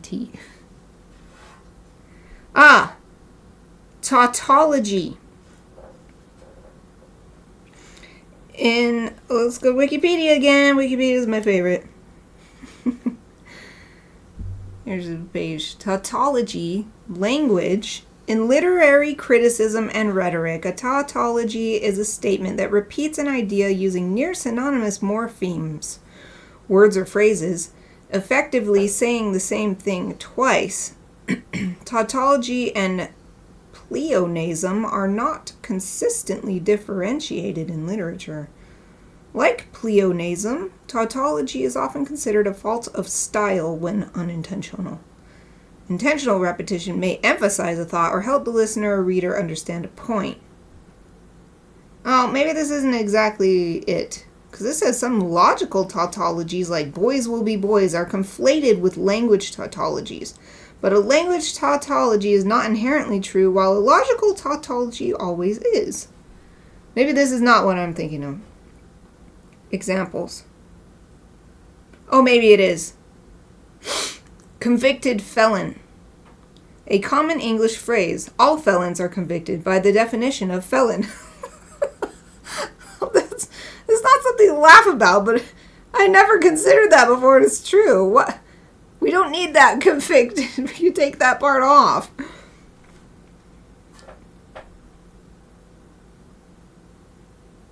Here's a cute one. It's a poem. Or would this be considered a limerick? It's got kind of that rhythm. There once was a fellow from Perth who was born on the day of his birth. He got married, they say, on his wife's wedding day, and he died when he quitted the earth. That is so cute.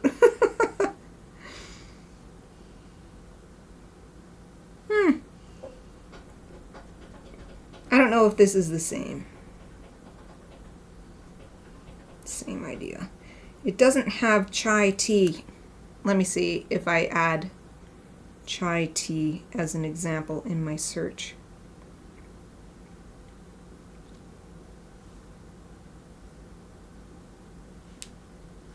Okay, it is a tautology. Yay! It's cross-language tautology.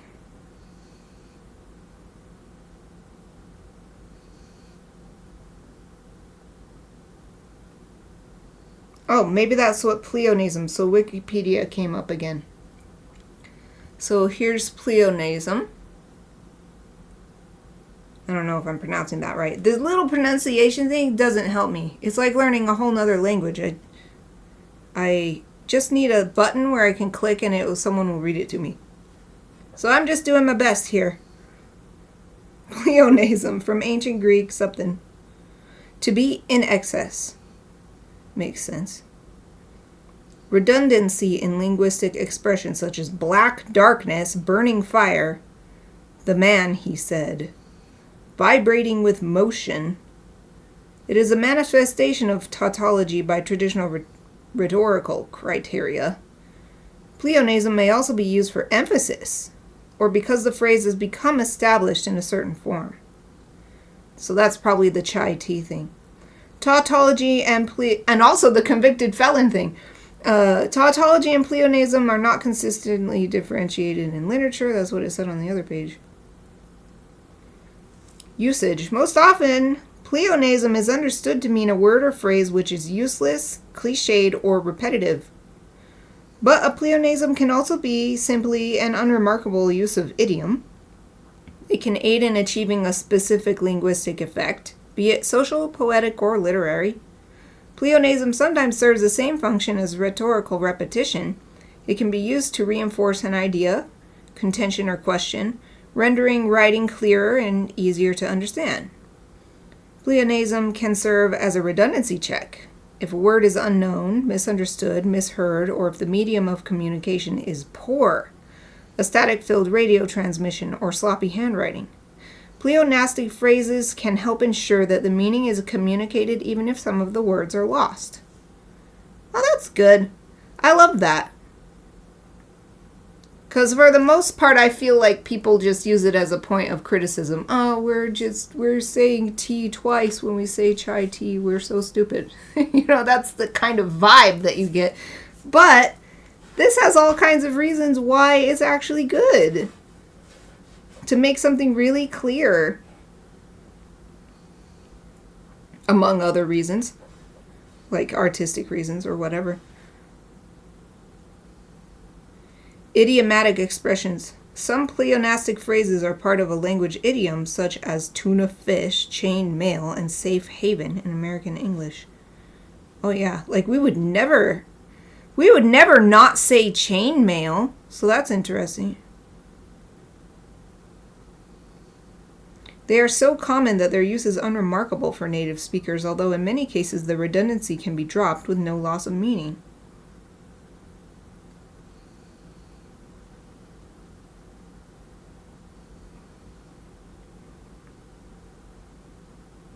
I just want to see about the chai tea thing. Oh, here's some examples in other languages.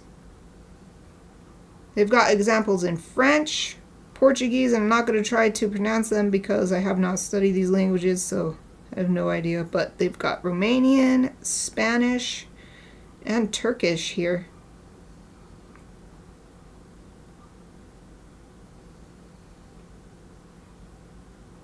Oh, this is an interesting thing. Professional and scholarly use. Some pleonastic phrases, when used in professional or scholarly writing, may reflect a standardized usage that has evolved, or a meaning familiar to specialists but not necessarily to those outside that discipline. Such examples as null and void, each and every, are legal doublets that are part of legally operative language that is often drafted into legal documents. A classic example of such usage was that by Lord Chancellor at the time, 1864, Lord Westbury in the English case of Ex parte Gourley, when he described a phrase in an act as redundant and pleonastic.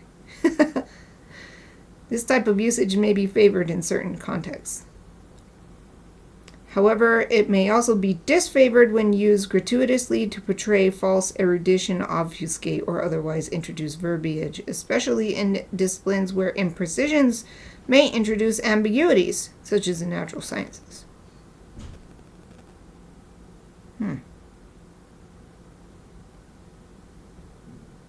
Here we go. This is the one that I've been looking for. Bilingual tautological expressions. Here's a page. All on Wikipedia if anybody wants to look this up yourself. A bilingual tautological expression is a phrase that combines words that mean the same thing in two different languages. An example of a bilingual tautological expression is the Yiddish expression, okay, I'm going to do my best, Mayim Akronim Wasser. It literally means water last water and refers to water for washing the hands after a meal, grace water. Its first element, mayim, derives from the Hebrew water. Its second element, Wasser, which I was like, oh, Wasser, I recognize that, derives from Middle High German word Wasser, for water. According to Gilad Zuckerman, Yiddish abounds with both bilingual tautological compounds and bilingual tautological first names. Here's some more examples. I won't read them all. A lot of them seem to combine Middle High German with Hebrew. Oh, cute. Here's some first names. Dovber means bear. That's cute. There's deer. Wolf. Ah, that's cool. That's the coolest name. Zeev Wolf. That's really cool. Lion. Neat. Oh, here's some more. Examples occurring in English language contexts include River Avon, literally river from Welsh. The Sahara Desert, literally the desert. I did not know that. The Sahara Desert means the desert from Arabic. Oh, I have been here before. The La Brea tar pits. Literally the tar pits from Spanish. Oh my gosh. I did not know that. I visited there when I was a kid. It was really memorable. But nobody ever pointed out the La Brea. So I'm going to try not to say the La Brea. I'll say La Brea tar pits. So at least it's not the at the beginning. the tar pits. We could just call it La Brea pits. That would be easier, but La Brea tar pits is such a well-known phrase. The Los Angeles Angels, that's the baseball team. Literally, the Angels. No. Literally, the Angels, because Los Angeles means the Angels, so it's the Angels inside of the Angels. The hoi polloi, meaning the many, from Greek. Carmarthen Castle may actually have castle in it 3 times, this says. In its Welsh form, Castell Caerphillan. Ooh, I cannot pronounce Welsh, so I'm sorry about that. But Caer means fort, while Firden is thought to be derived from the Latin Moridunum, sea fort, making Carmarthen Castle Fort Sea Fort Castle. This is great. Mount Maunganui, Lake Rotorua, Motu Tapu Island in New Zealand are Mount Big, Lake Long, and Island Sacred Island, respectively, from Maori. Okay, so we learned this, what has happened here, is a bilingual tautological instance. It's not an expression, though. It's just an instant. That was a fun rabbit hole. Yay! And I think I'm done with the questions I needed. Yeah, I decided on glue sticks, and then I got totally distracted wondering about... I don't know why. I must have learned that or something. I was like, wait a minute. Doesn't collage mean paste? Verified, yes it does. But now I have these to-dos. First one, I need to pick some reference image for my puppies to turn them into illustrated gingerbreads. And it's cool because I have my Google Photos has my list of people. So I can just look under their collection. So here's Aoife. So I can just look at all the pictures of Aoife until I find one. Hopefully I find one that's the right shape for turning her into the gingerbread that I'm looking for. Look at, this is her a few days ago. She was playing with her watermelon ball toy. She's so cute. Oh, look at this one. Look at this one too. She's such a cutie.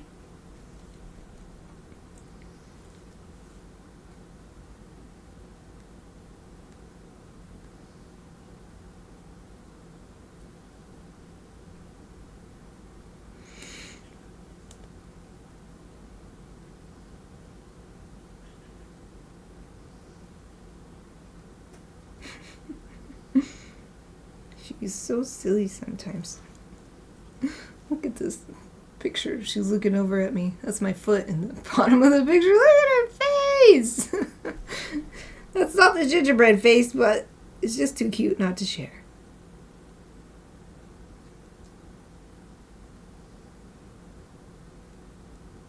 Oh, look at her. She's just so cute. Here's her little bloop sticking out. Oh, we need one where she's looking up, taken from the side.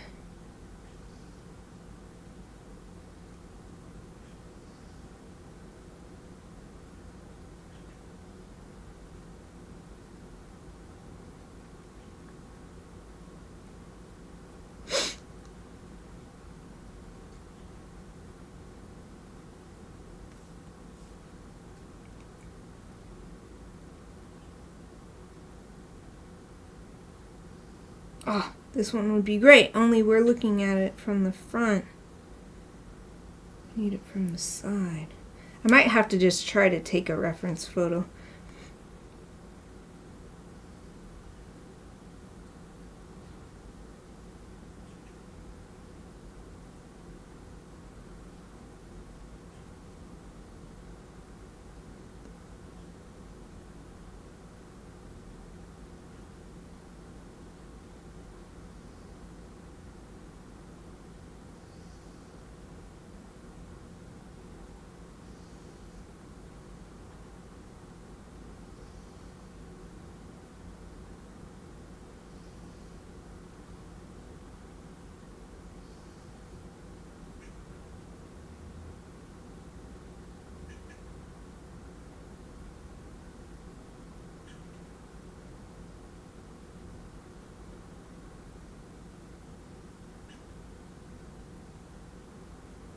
Oh, this one's really close. But it's kind of from the back. It's really similar to what I'm going for, though.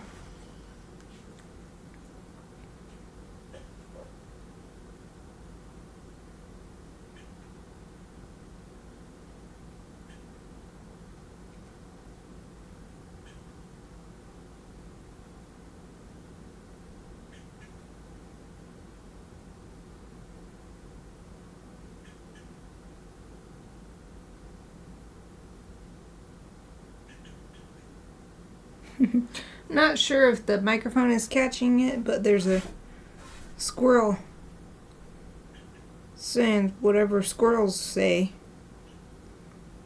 making a bunch of chirps out there outside. Beep.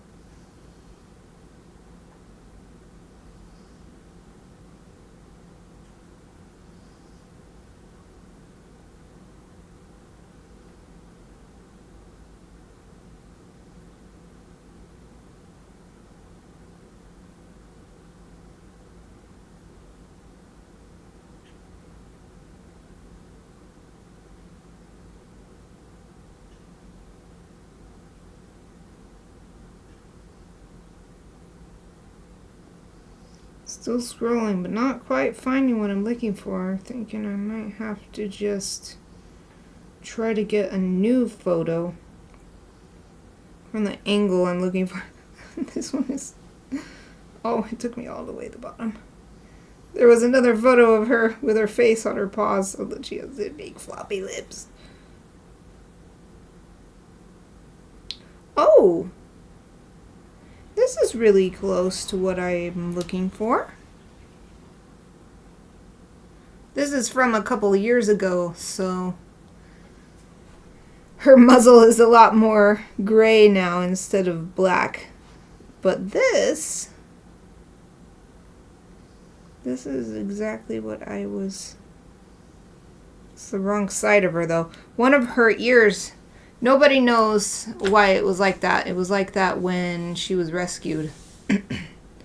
But one of her ears has the tip cut off. So, this is the wrong side. She is not a symmetrical doggy. Alright. Instead of trying to find pictures, because it's proving to be more difficult than I hoped, I'm going to cross this out and write take. Take reference images. Photos.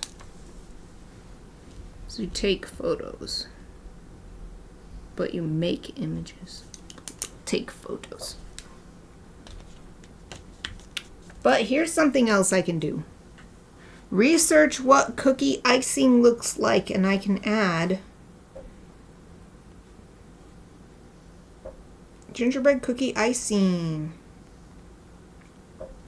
I can add any really good examples, good relevant examples, to my reference photo folder that I created earlier today.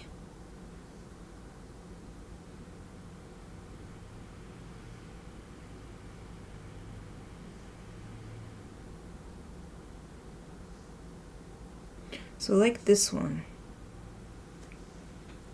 This is the like thick puffy look that I want to go for.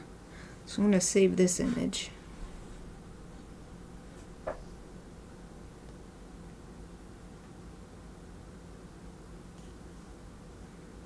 They look so yummy looking at them. So open the image and move it into that folder.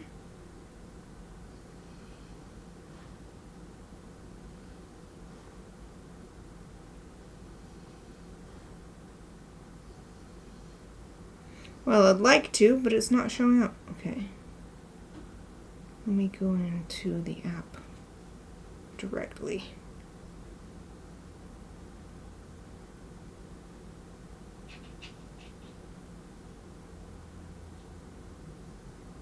Yep, it had to be refreshed. It didn't recognize that I made the new folder. Okay, now we can move this over there to the reference image folder.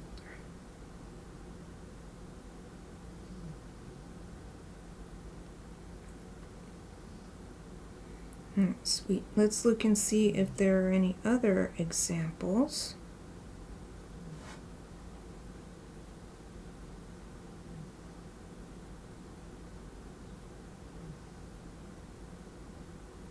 I'll search specifically for gingerbread. Well, I'll put animal. It doesn't have to just be dogs. I just want an example of what someone might ice a gingerbread animal. Oh yeah, this one I saw yesterday. Oh, here's a whole bunch of them. Wow.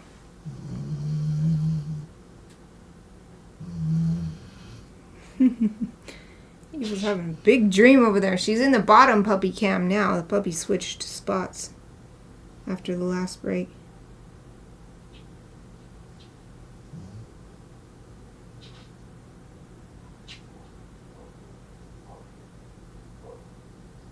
Some cute foxes. Oh, it makes me hungry. I really want some gingerbread.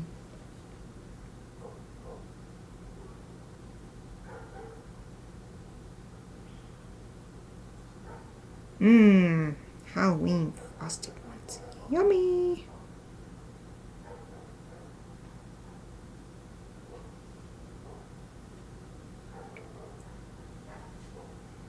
Here's a nice example. This is what I want to do with the pups for their fur. They both have either a lot or at least some brown fur. So I want to let the gingerbread be that. This also helps show the texture of the cookie. So the icing is smooth, so I want to make sure to get texture in when I paint. So I'm going to download this one.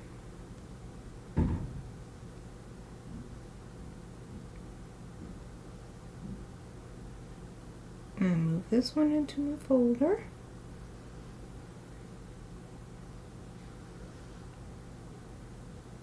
Oh wow, and it says it's a vegan ginger cake. Woodland animal ginger cake, vegan.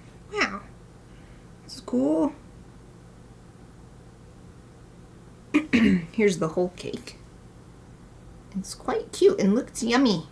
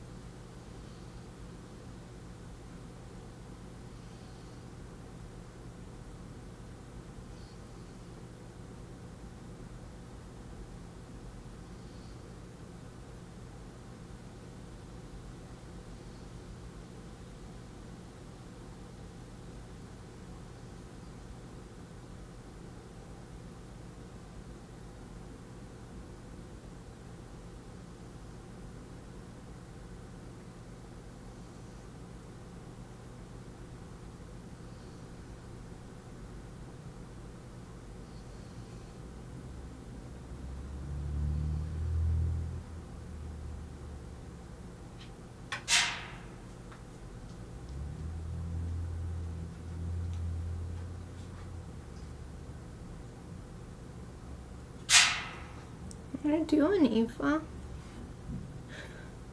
She's wiping her face, but she's also hitting her claws on my recycle bin over there.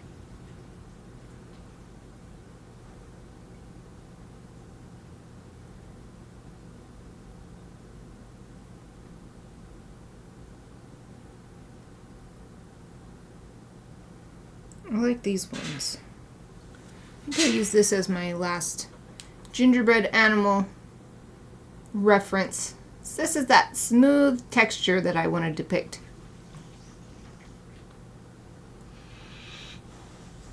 It's also a similar color palette.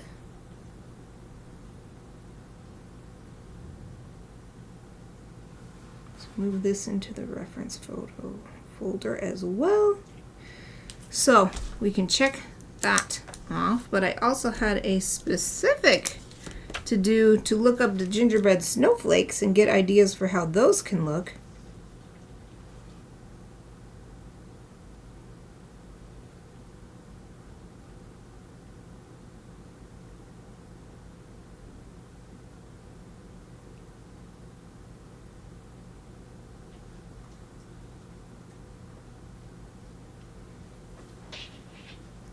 Oh, this is a perfect example because it's got lots of different sizes and lots of different patterns. So we can use this as an example.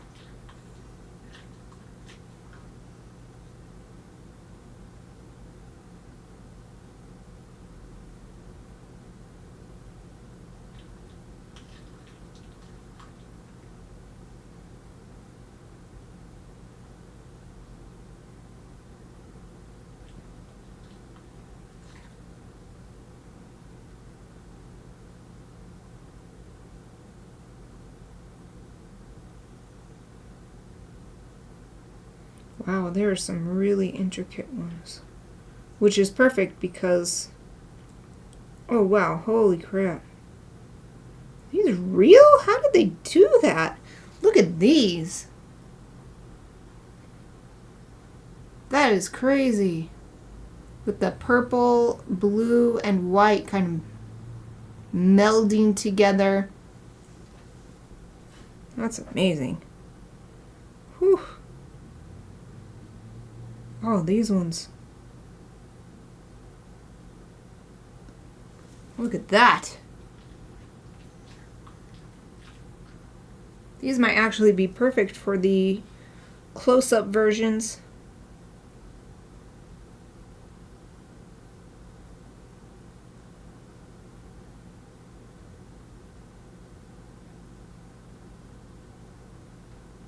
That is crazy. That is so detailed. Well, let's save this image.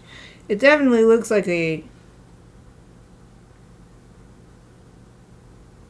It either looks like an AI generated image or it's definitely a digitally enhanced image because it looks very, very smooth and perfect, but All I'm looking for is examples of what could be done, so it doesn't really matter.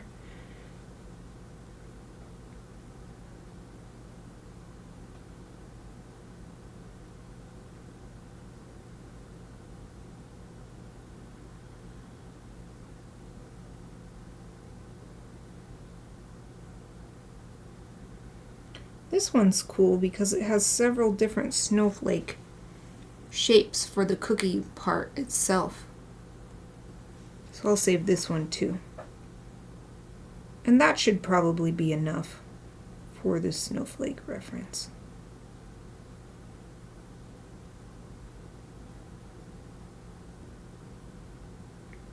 So I've got this really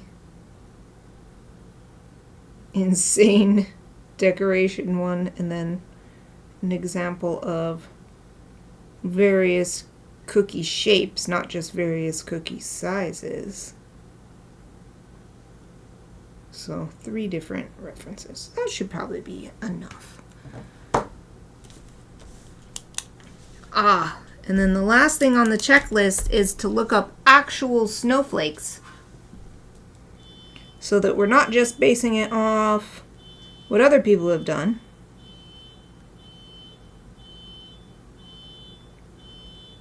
I'll put macro photo though, because I want to see, I don't just want to see little white speckles coming down. I want to see what a snowflake looks like under microphone, a microscope. Yes, this kind of thing. That's what I wanted. Because I could take these shapes, naturally occurring shapes, draw a cookie behind it. So I can make my own.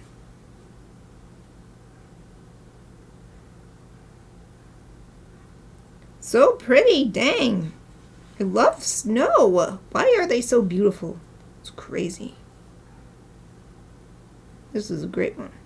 It has the... Is this real? This has got to be fake. It looks like the Imperial symbol from Star Wars. Well, it doesn't want to focus. Come on, camera. Focus on this. Focus on this, please. Oh, can you see? Kind of looks like the Imperial symbol in the middle. Let me see. This is from Business Insider. It says it's real. 29 incredible close-ups of snowflakes shot with a homemade camera rig.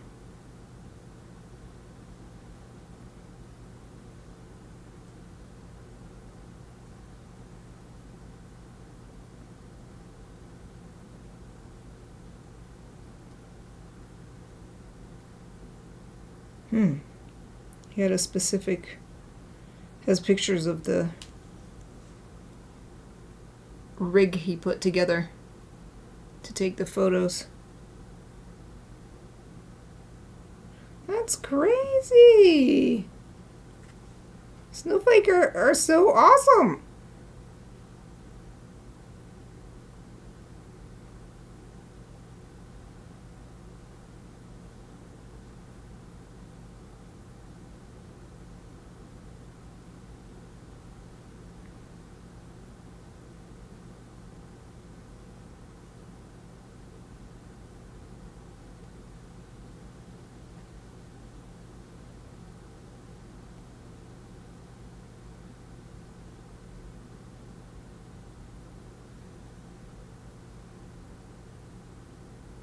I'll put some of these into my Christmas card reference. I don't need a million of them.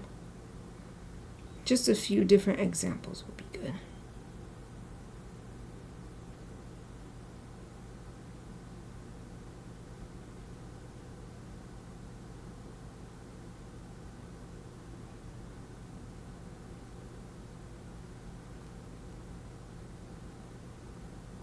Look at this one. It's just a hexagon. And all the patterns are inside. It's cool to learn that that is a possibility.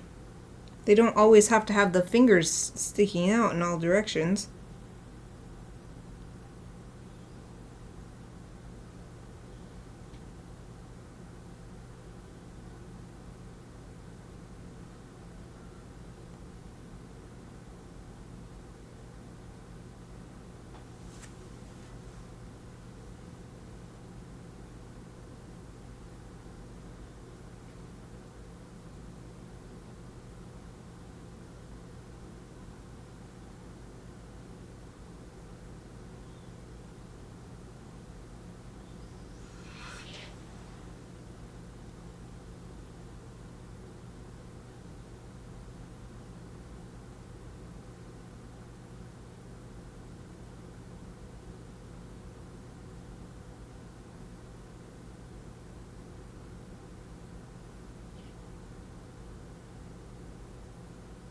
It's cool to see also that they don't necessarily have 6 points. This one has a 1, 2, 3, 4, 5, 6, 7, 8, 9, 10, 11, 12.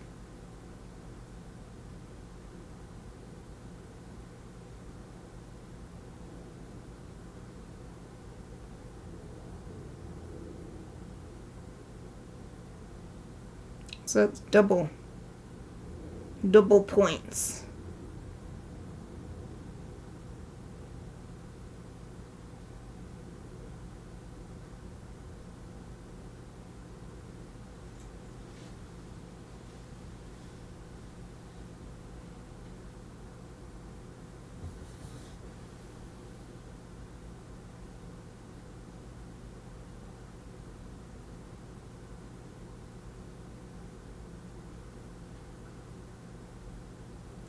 Alright, that's good enough.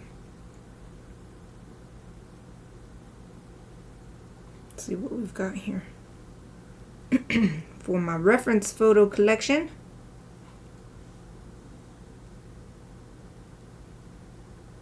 still need to take the photos of the pups, but other than that. So we've got these gingerbreads on the background, so this reference is for the background. Get inspiration for that. This cool, I'm still not sure if that's just the stone itself, the surface itself, or if there's, powdered sugar or flour on it or something as well. But there's that. And then we've got a few showing the icing possibilities. Including for the animals and for the snowflakes in particular. And then we've got a few photos of actual snowflakes to get an idea of how the patterns can develop. So here's that double big one. That's cool. 12-point snowflake.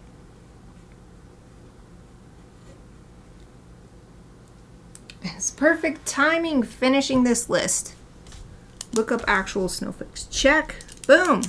So we just need to, and I'm not going to do that on stream because you won't see me doing anything. I need to take some reference images, take some photos of my pups so that I can draw them, so that I can gingerbreadify them. Other than that, next week I'll be ready to start on the actual illustration. All the prep work, aside from those photos, those reference photos, all the prep work is done now. Yay! So I'll show this final thumbnail composition sketch one last time to sign off with.